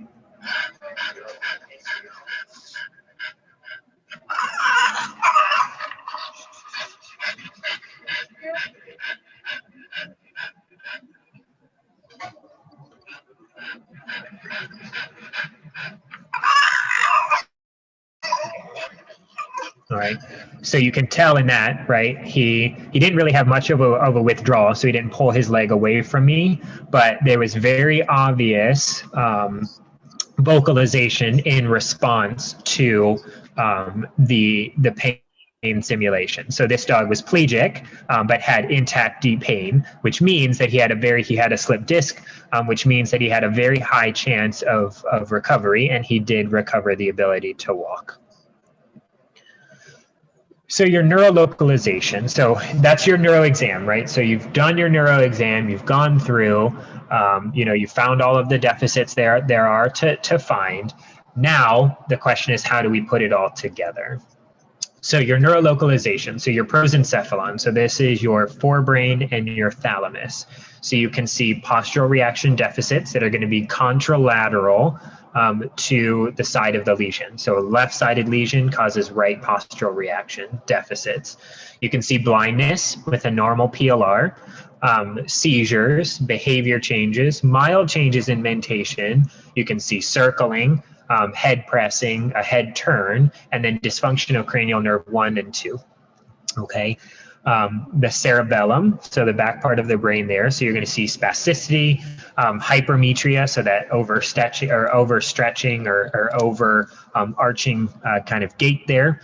Ataxia, a menace response deficit, nystagmus, and then the decerebellate rigidity if it's severe. Your mesencephalon, so this is now kind of your brain stem. You're going to see decerebrate rigidity. You're going to see tetraparesis and ataxia, and then major changes in mentation, so your obdentation and your coma, and then deficits of cranial nerve 3 to cranial nerve 6. And then your metencephalon and myelencephalon, so again, the lower portions of your brainstem there, you're going to see tetraparesis, ataxia, centrovestibular signs, and then cranial nerves 5 through 12, okay? So that's your brain. Neurolocalization for the spinal cord. So we break up the spinal cord into different spinal cord segments. So you have C1 to C5, C6 to T2, T3 to L3, L4 to S3, and then your cauda equina and your peripheral nervous system. So the way that you differentiate between your spinal cord segments really is based on postural reaction. So is it normal or abnormal in the thoracic limbs versus the peripheral or the pelvic limbs? And then your reflexes. So if you have absent reflexes or not. So prosencephalon. So this is, again, made up of the forebrain and the diencephalon, so the thalamus and the hypothalamus. The diencephalon is the most rostral part of the brainstem, but has clinical signs more closely related to forebrain dysfunction, and thus we often classify them together. Thalamic lesions can be difficult to elucidate based on exam only because the thalamus is sort of the portion of the brain that everything goes through. So if you have a dog that has vestibular signs and seizures, a good bet is that you have a thalamic lesion. You can see hemi-intention syndrome or hemi-neglect, so dogs that are eating out of only one side of their bowl, or they ignore things happening to one side of their body. And then again, menace deficits are going to be contralateral to the lesion. So here's a video. This is a cat having a seizure. If you have a seizure, that's automatically a prosencephalon lesion. So whether or not you have brainstem dysfunction, the problem is going to be in the prosencephalon, so in the front part of the brain, and you might have your brainstem secondarily affected because of the size of the lesion, but if there is a seizure, it's automatically a prosencephalon neurolocalization. So your cerebellum, so again, it does not initiate movement, it coordinates it. So you have intention tremors, menace deficits, which are ipsilateral to the lesion, so the same side as the lesion. And then you can see things like anisocoria, so abnormal pupils, is typically dilated with sluggish PLR. You can have decerebellate rigidity. And then the cerebellar peduncles, so you have the rostral, middle, and caudal. So they're all paired. So this is just actually an MRI of a chimpanzee brain. So the cerebellum is here. Again, I don't know if you can see my cursor or not, but the cerebellum is outlined here. So this would be the forebrain here, and then the cerebellum is here. So this dog is pretty classic for a cerebellar problem. So you see the kind of titubation, the head tremor here, wide base stance.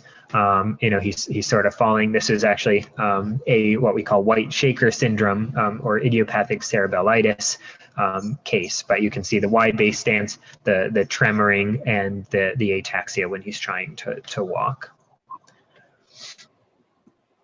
So the mesencephalon, so the top part of the brainstem, so kind of what would be the green in these images here. The red is the thalamus. So this is your ascending reticular activating syndrome. So you get upper motor neuron paresis or plegia.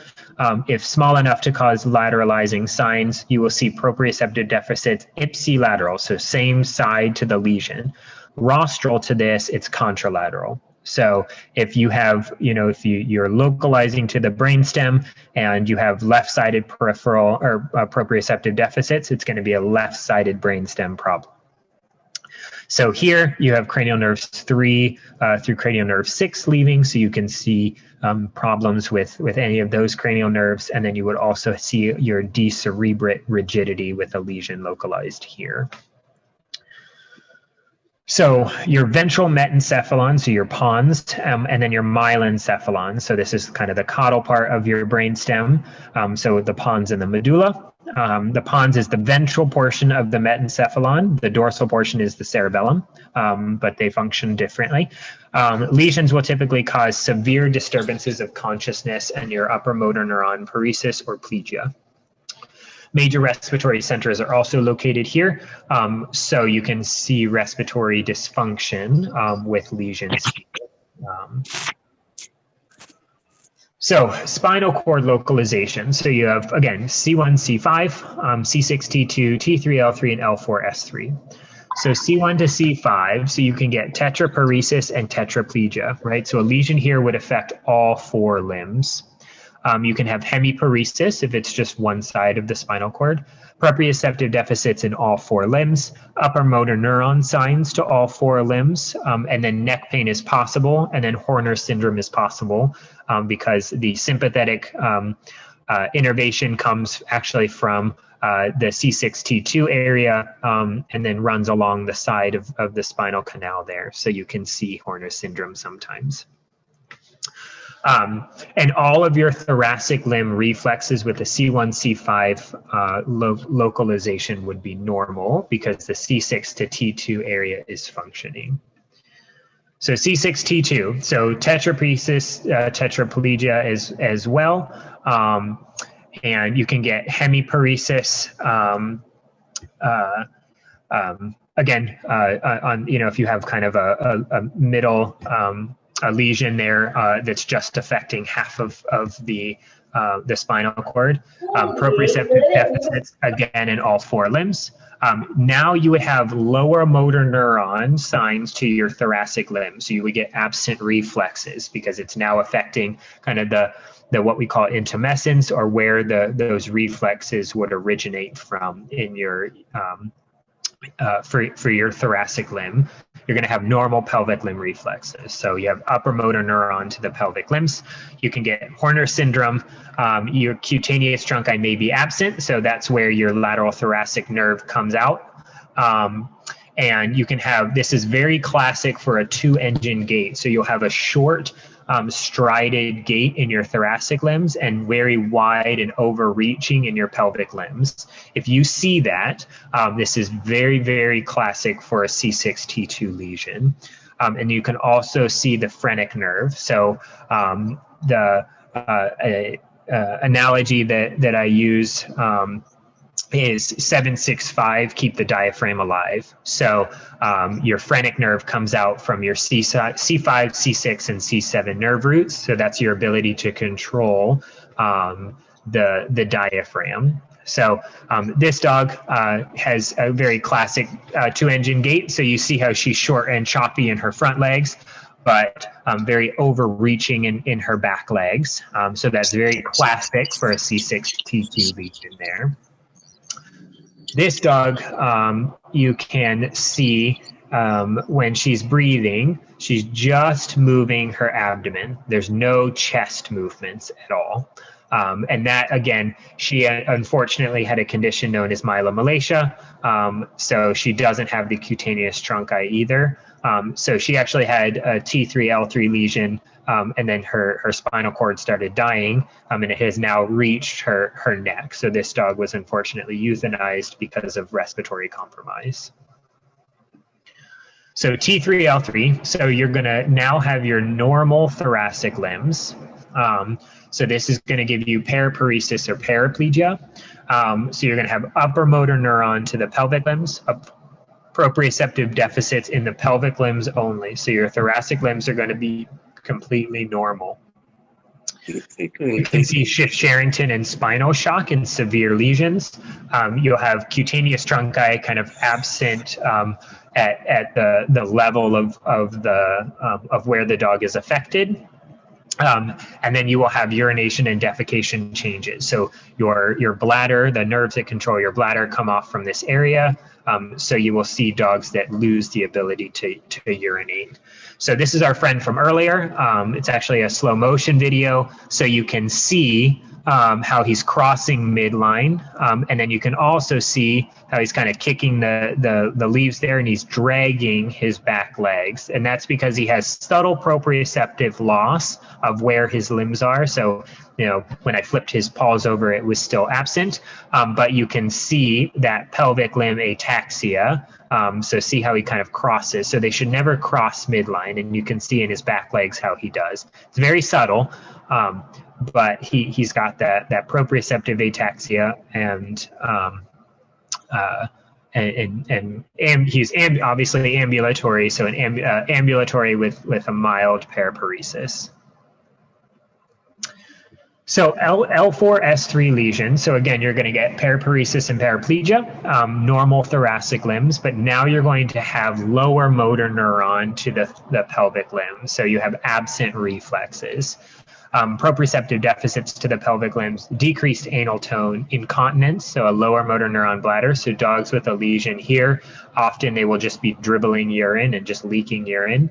And you'll also have a flaccid tail. So if you lift it up and just drop it, it just kind of drops back down. They can't move it or anything, and it just sort of is limb. And those are very classic for an L4-S3 lesion. So your peripheral nervous system, so this one can be very difficult, and this is kind of an entire different lecture in and of itself. But you're going to have, here's a little chart talking about kind of neuropathy, so nerve problems versus neuromuscular junctions versus muscle problems. Mentation is going to be normal in all of them. Paul replacements may be absent in a neuropathy and a neuromuscular junction problem, but otherwise they're going to be normal. Reflexes are going to be normal except in a neuropathy. And then tone is going to be decreased in a lot of them. Myopathy, you can get myotonia and things that can have increased muscle tone. So this is just a little dog that had myasthenia gravis. So it had a dilated esophagus and required a Bailey chair for upright feeding. But the dog was so small that mom just put it in a drink pitcher that was about a gallon size just to help with that. But these videos here that we're going to go through real quick. So this is a dog. It's a 2-year-old male neutered golden retriever. So you can see he's kind of weak in all four. He doesn't want to walk. His mentation is normal, and he's moving his legs, but he's just weak. So we gave him a drug called neostigmine, and this is about 2 minutes after I gave him the drug.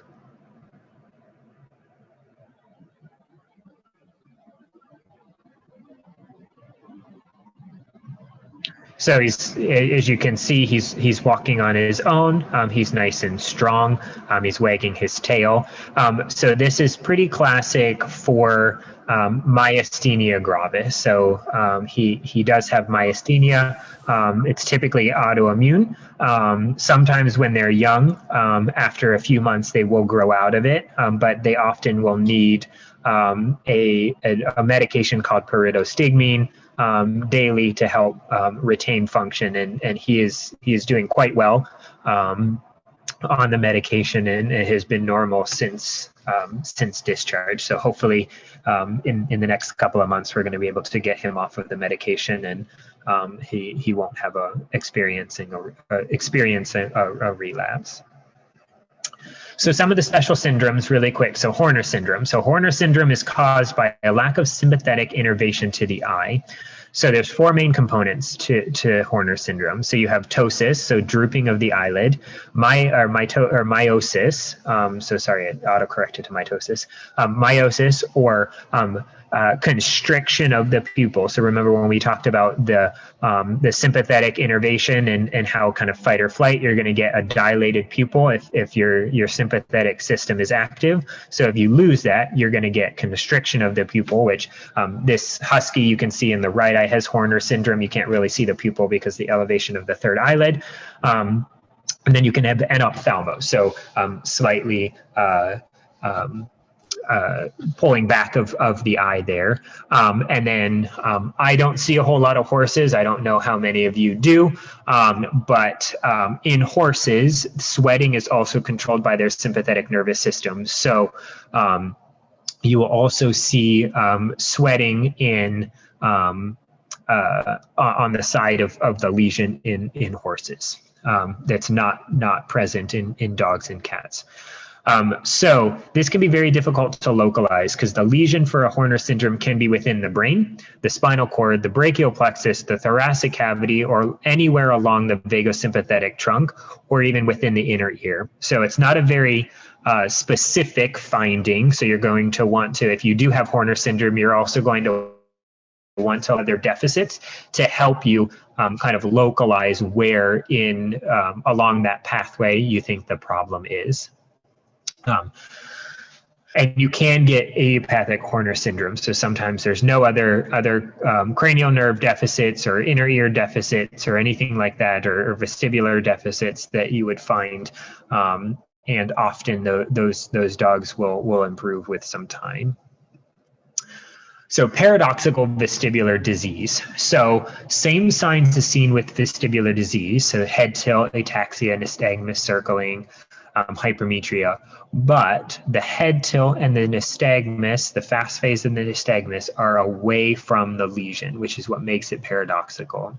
So proprioceptive deficits will be present and will be on the opposite side of the head tilt and the nystagmus, but ipsilateral to the lesion. So if you have paradoxical vestibular disease, it is automatically a central vestibular problem localizing to the brainstem. And since it's caudal to the mesencephalon, you're going to have ipsilateral proprioceptive deficits. So these are paradoxical vestibular syndrome or disease is very specific. So it's one of the actual easier ones for you once you recognize it as far as neurolocalization goes, because it's within the caudal cerebellar peduncle, so the Purkinje fibers that are there, the floccular nodular lobe, or the cervical spinal nerves 1 to 3, and or the medial / caudal vestibular nuclei. That's it. So that's exactly where your problem is, in one of those areas, if you have a true paradoxical vestibular disease. And I didn't have a very good picture, but what I did is actually took a little clip. So my boss produces vlogs every so often. We haven't done one in a while, but I'm kind of going through some cases that we've seen. So you can go to YouTube and search Southeast Veterinary Neurology and find some of these vlogs to kind of listen to and work with.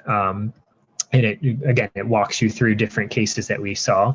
And this one is a particular case that Dr. Wong and I saw that did have paradoxical vestibular disease. So I just want you to see this really quick.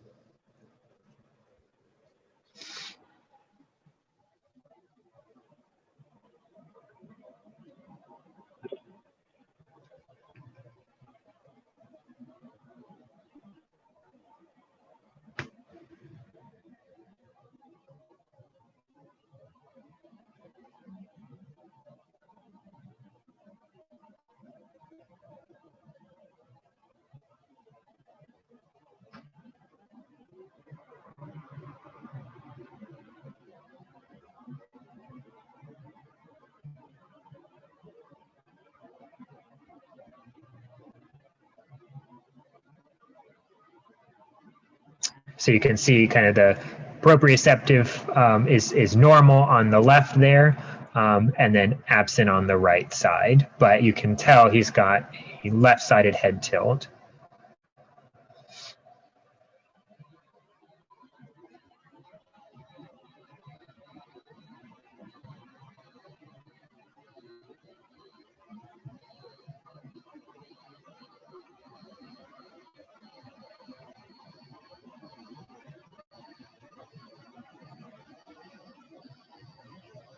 All right, so he was demonstrating paradoxical vestibular disease. We did do an MRI, and he had a rostral cerebellar infarct that was affecting the cerebellar peduncle. So he had a stroke.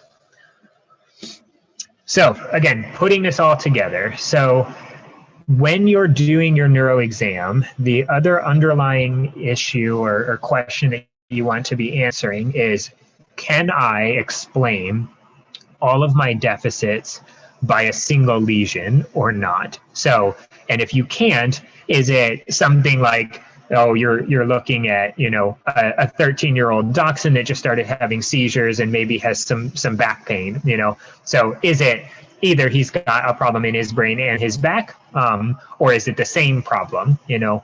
And you know, and with an older dachshund, a lot of times it's, oh, they have a chronic, you know, bulging disc in their back that's causing some discomfort, but now they have a brain tumor that's causing the seizure, so completely unrelated.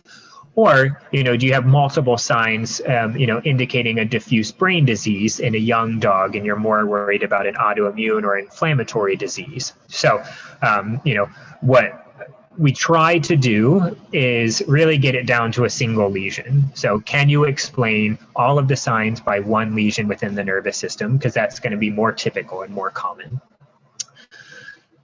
The other biggest thing that I like to make sure to sort of hammer home is don't just focus on the nervous system. So we all want to run to, you know, looking at the nerve or the nerves, the nervous system. How's the brain functioning, especially when they come in after a trauma, right? And we all get worried about the nervous system being involved, but don't forget about other problems. Especially in a trauma case. So the CT here got sent to me because it had a broken back. And whereas, yes, it had a broken back and it could not feel its back legs, they missed the severe pneumothorax with a giant rent in the dog's thoracic cavity. So that dog I couldn't fix. You know, because it was too high of a risk to put that dog under anesthesia. So I needed to transfer him back to the emergency room to have the chest stabilized before I could fix the back. So don't forget to focus on other conditions. And sometimes the nervous system, although it's important, and obviously I care about it very much, is not always your primary problem. So in this particular case, the dog had a back fracture. It was paraplegic. It didn't have any deep pain. So the chance of me, you know, fixing the dog and him regaining the ability to walk after a traumatic lesion like that was very low. So time was not so important for his back problem, but it was for his chest. So it doesn't do us very good to fix his back if he dies of respiratory distress. So the dog was stabilized at the ER. His respiratory compromise was resolved. In 2 days, he was transferred back to us. We fixed the back. The dog never regained the ability to walk, but is very alive and very happy and comfortable in a wheelchair. So don't forget about other systems. So, and use caution and your clinical judgment. So we always talk about, you know, we've talked about, you know, a lot of different things and a lot of different tests that you can do. Sometimes it's not important to do every single one of those tests. So in every case, you should try as best you can, but sometimes it's not wise. So in the case of a spinal fracture, for example, you don't need to get the dog up and make it walk and do all of this other stuff because you can potentially make the dog worse. The important part is, you know, do you have signs of a brain problem, especially after a trauma? So can you can test the cranial nerves while the dog is laying on the side of you know, lying on its side or strapped to a table. So do you have any other signs of brain problems? Are the front legs, you know, relatively normal? Do you have normal reflexes and things? And can you test deep pain? So does the dog have deep pain or not? You know, and if it doesn't, then, you know, and the front legs look normal, well then great. And the brain looks fine. You know, you have a T3L3 lesion, it's plegic, it's deep pain negative. You have a conversation to have with the owner, you know. So you don't always need to do them all. But try if you can, but use your clinical judgment. And then the other big thing to remember, and the one thing that I hope you would take, at least one thing that you would take away from here, is the location within the nervous system, not the disease itself, will dictate the clinical signs. So a spinal tumor in the same location as a ruptured disc, in the same location as a spinal fracture, will all cause the same clinical signs, okay? Because the dysfunction of the nervous system is what gives you your clinical signs. That's what you're testing for, not a specific disease. So you can never tell just based on your exam. You can have clinical suspicions for, but you can never tell just based on your exam what that underlying disease is. So you can come up with a list of differentials, but anything within the same area of the brain or the spinal cord will cause the same clinical signs. So always remember that. Doesn't matter, you know, how severe the injury is or how severe the clinical signs are.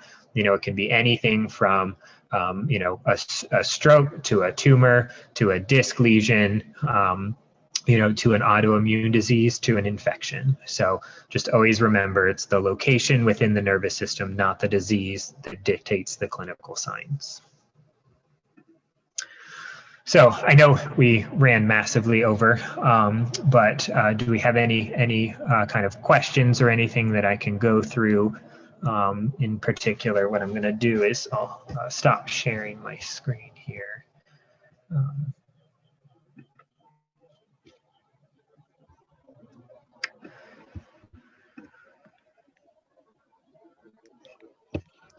And if anybody has any questions, I know it's late for you guys, so if you have to go, I completely understand. Okay, it doesn't look like that. You're really given a very elaborative kind of seminar. You should have done for 2 webinars, but you have made it in 1 webinar. So it's a little long here, but it's really very, very interesting with a lot of videos and all, and with a lot of practical tips.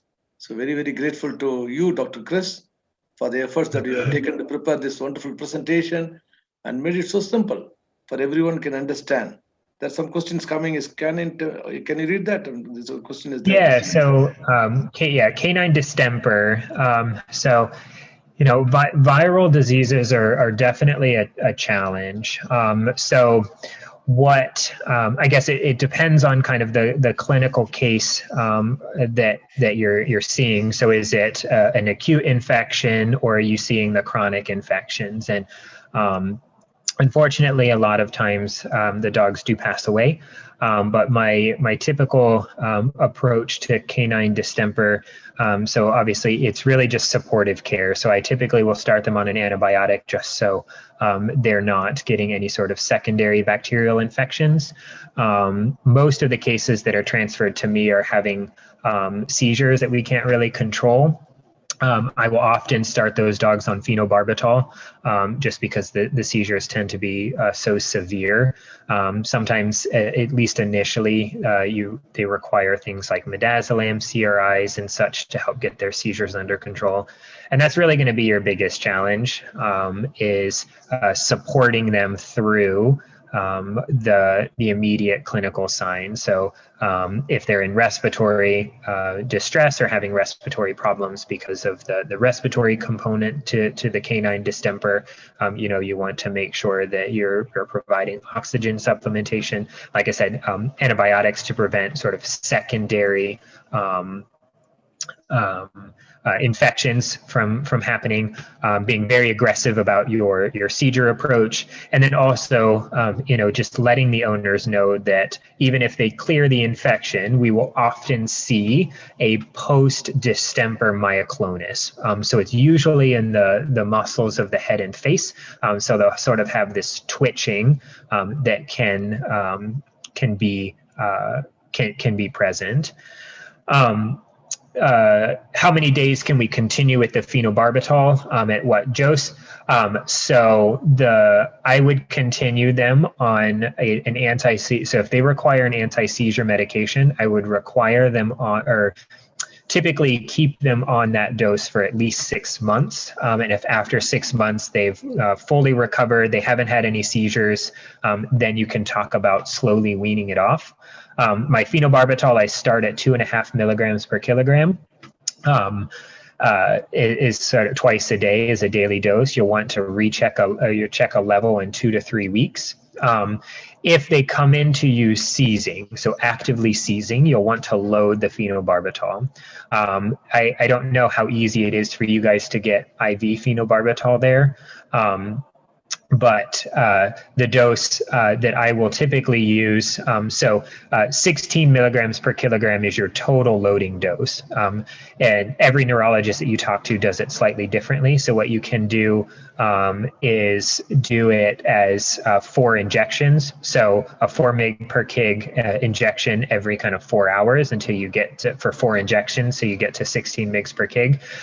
If they're really severe, so if they present to me in status, so they've been seizing for an extended period of time, or we don't we're not getting control, or they're clustering, then oftentimes I will give them the whole 16 milligrams per kilogram as one dose. You will have to monitor their breathing and things with that. They're going to be quite sedate, but it loads it the quickest for that. Management of jaw conditions. It depends on the condition, but if we're talking about trigeminal neuritis, there's nothing we can really do to help with the nerve dysfunction. You can do MRIs and things to make sure that there's nothing else there, but really it's creating a like a tape muzzle, or again using a basket muzzle, and cutting out the end so that you're supporting them and allowing them to be able to eat. And they can take it off when they sleep and things like that. So it's really just when they're eating that they would require that. So it's really just nursing care for management of the jaw, and then just making sure that you're rechecking them pretty frequently to see if how they're improving, and then hopefully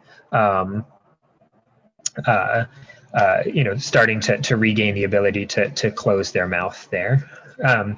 An acute polyneuropathy, it can be challenging. So, oftentimes a very acute, or like a fulminant myasthenic, for example, can very much mimic a spinal cord lesion, but the biggest thing is going to be your reflexes. So if you have absent reflexes in your thoracic limbs and your pelvic limbs, you can't explain that by a single spinal cord lesion.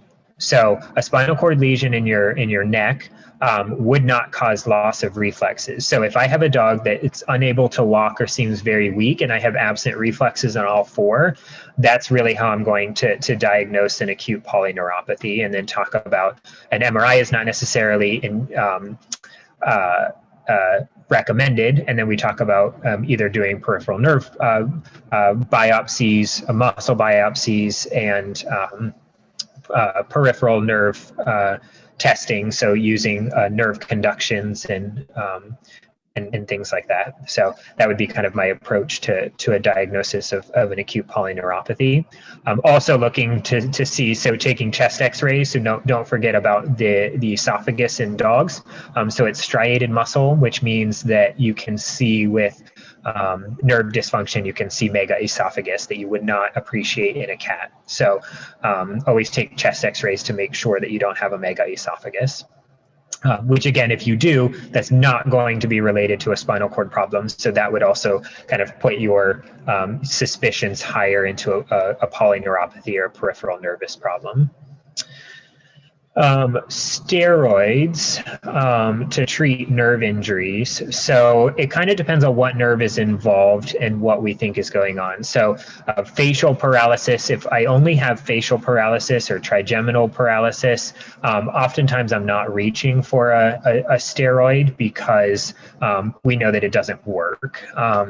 So if you're ever unsure, a short course of steroids never hurts, but if we wouldn't expect improvement with a lot of nerve injuries to steroids alone. If there's trauma involved, then yes. So steroids penetrate the nervous system quite well and better than a lot of the non-steroidal anti-inflammatory drugs. So they're definitely my drug of choice.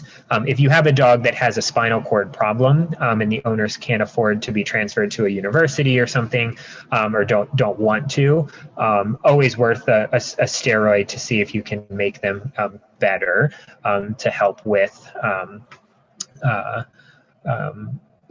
function. But to be honest, a lot of at least the peripheral nerve injuries aren't steroid responsive. It's really going to be spinal cord problems that you're going to use steroids for.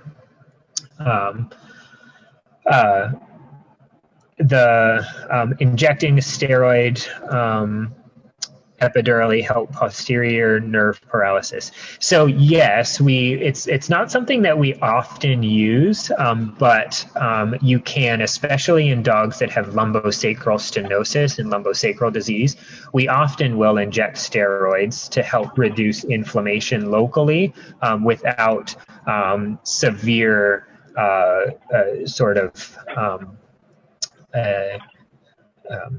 systemic side effects of steroids. So yes, so it's not something that I would definitely don't do on a daily basis, but it has been reported and we have done it. for that, I would definitely use like methylprednisolone for a steroid injection, just because it lasts a little bit longer. And then I typically will use dexamethasone as my injectable steroid. I dose it at prednisone equivalents. And often we'll use prednisone or prednisolone to go home on as an oral steroid. So I don't often use dexamethasone. But if you are using dexamethasone, just remember that it's much more potent, so about 7 times more potent than prednisone. So your dose is going to be significantly lower with dexamethasone than prednisone. So I don't have a particular care in which one you would use, but just remember to lower your dose of dexamethasone compared to prednisone if that's your drug of choice. Post-recovered serum. I guess I'm not clear on that question. I don't know if you're talking about cognitive dysfunction. For that one, but the glucocorticoid in treatment of myasthenia. So there are some that talk about using steroids, not so much for direct treatment of the myasthenia. So the steroids aren't going to help with that. But if you have a dog that's not responding, one of the theories is that primary myasthenia or acquired myasthenia is secondary to an autoimmune disease. So some people do use steroids or other immunosuppressants to help suppress the immune attack on the neuromuscular junction to help with recovery. Oftentimes it's not necessary, so I would never start one of my myasthenics on steroids if it's truly an acquired. Obviously, if it's a myasthenia that's a paraneoplastic syndrome, so secondary to something like a thymoma or cancer in the chest, then that's a different story. So then, steroids often are used as part of the chemotherapy protocol for a lot of those. But a primary acquired myasthenia, I wouldn't reach for steroids as my first choice there. Which nerve injection should prefer and for how many days? So I guess when I'm talking about like injecting a nerve with steroids, it's probably just either epidurally, and you can do it once a month with the methylprednisolone. If you're talking about oral steroid treatment for nerve problems, kind of depends on the problem. So for my typical back, dog that's got a ruptured disc, if I'm doing conservative management, I really won't start them on steroid, or I won't continue them on steroids long term. So typically just a few days at a weaning course, and that's usually all that they need, because it's usually only about a week or so that the inflammatory phase is active, so they shouldn't really need prednisone long term for something like that. Obviously, this is talking about nerve injury or something like a ruptured disc, and not an autoimmune disease, because then that's a whole different situation. In trauma cases, can we go for both non? So I would always advise against using a non-steroidal and a steroid at the same time because of the severe potential side effects. So if there is a lot of soft tissue trauma, then I would choose a non-steroidal over a steroid. So it's just going to make the dog feel better and help. And non-steroidals do penetrate the nervous system. But if there's severe nervous system dysfunction, and I've done an MRI and I can see kind of bruising and things, then a lot of times I will reach for a steroid, and then just using other things to help with pain. So whether it be tramadol, gabapentin, paracetamol, something like that. So paracetamol is not a true NSAID, so you can use that at the same time as a steroid.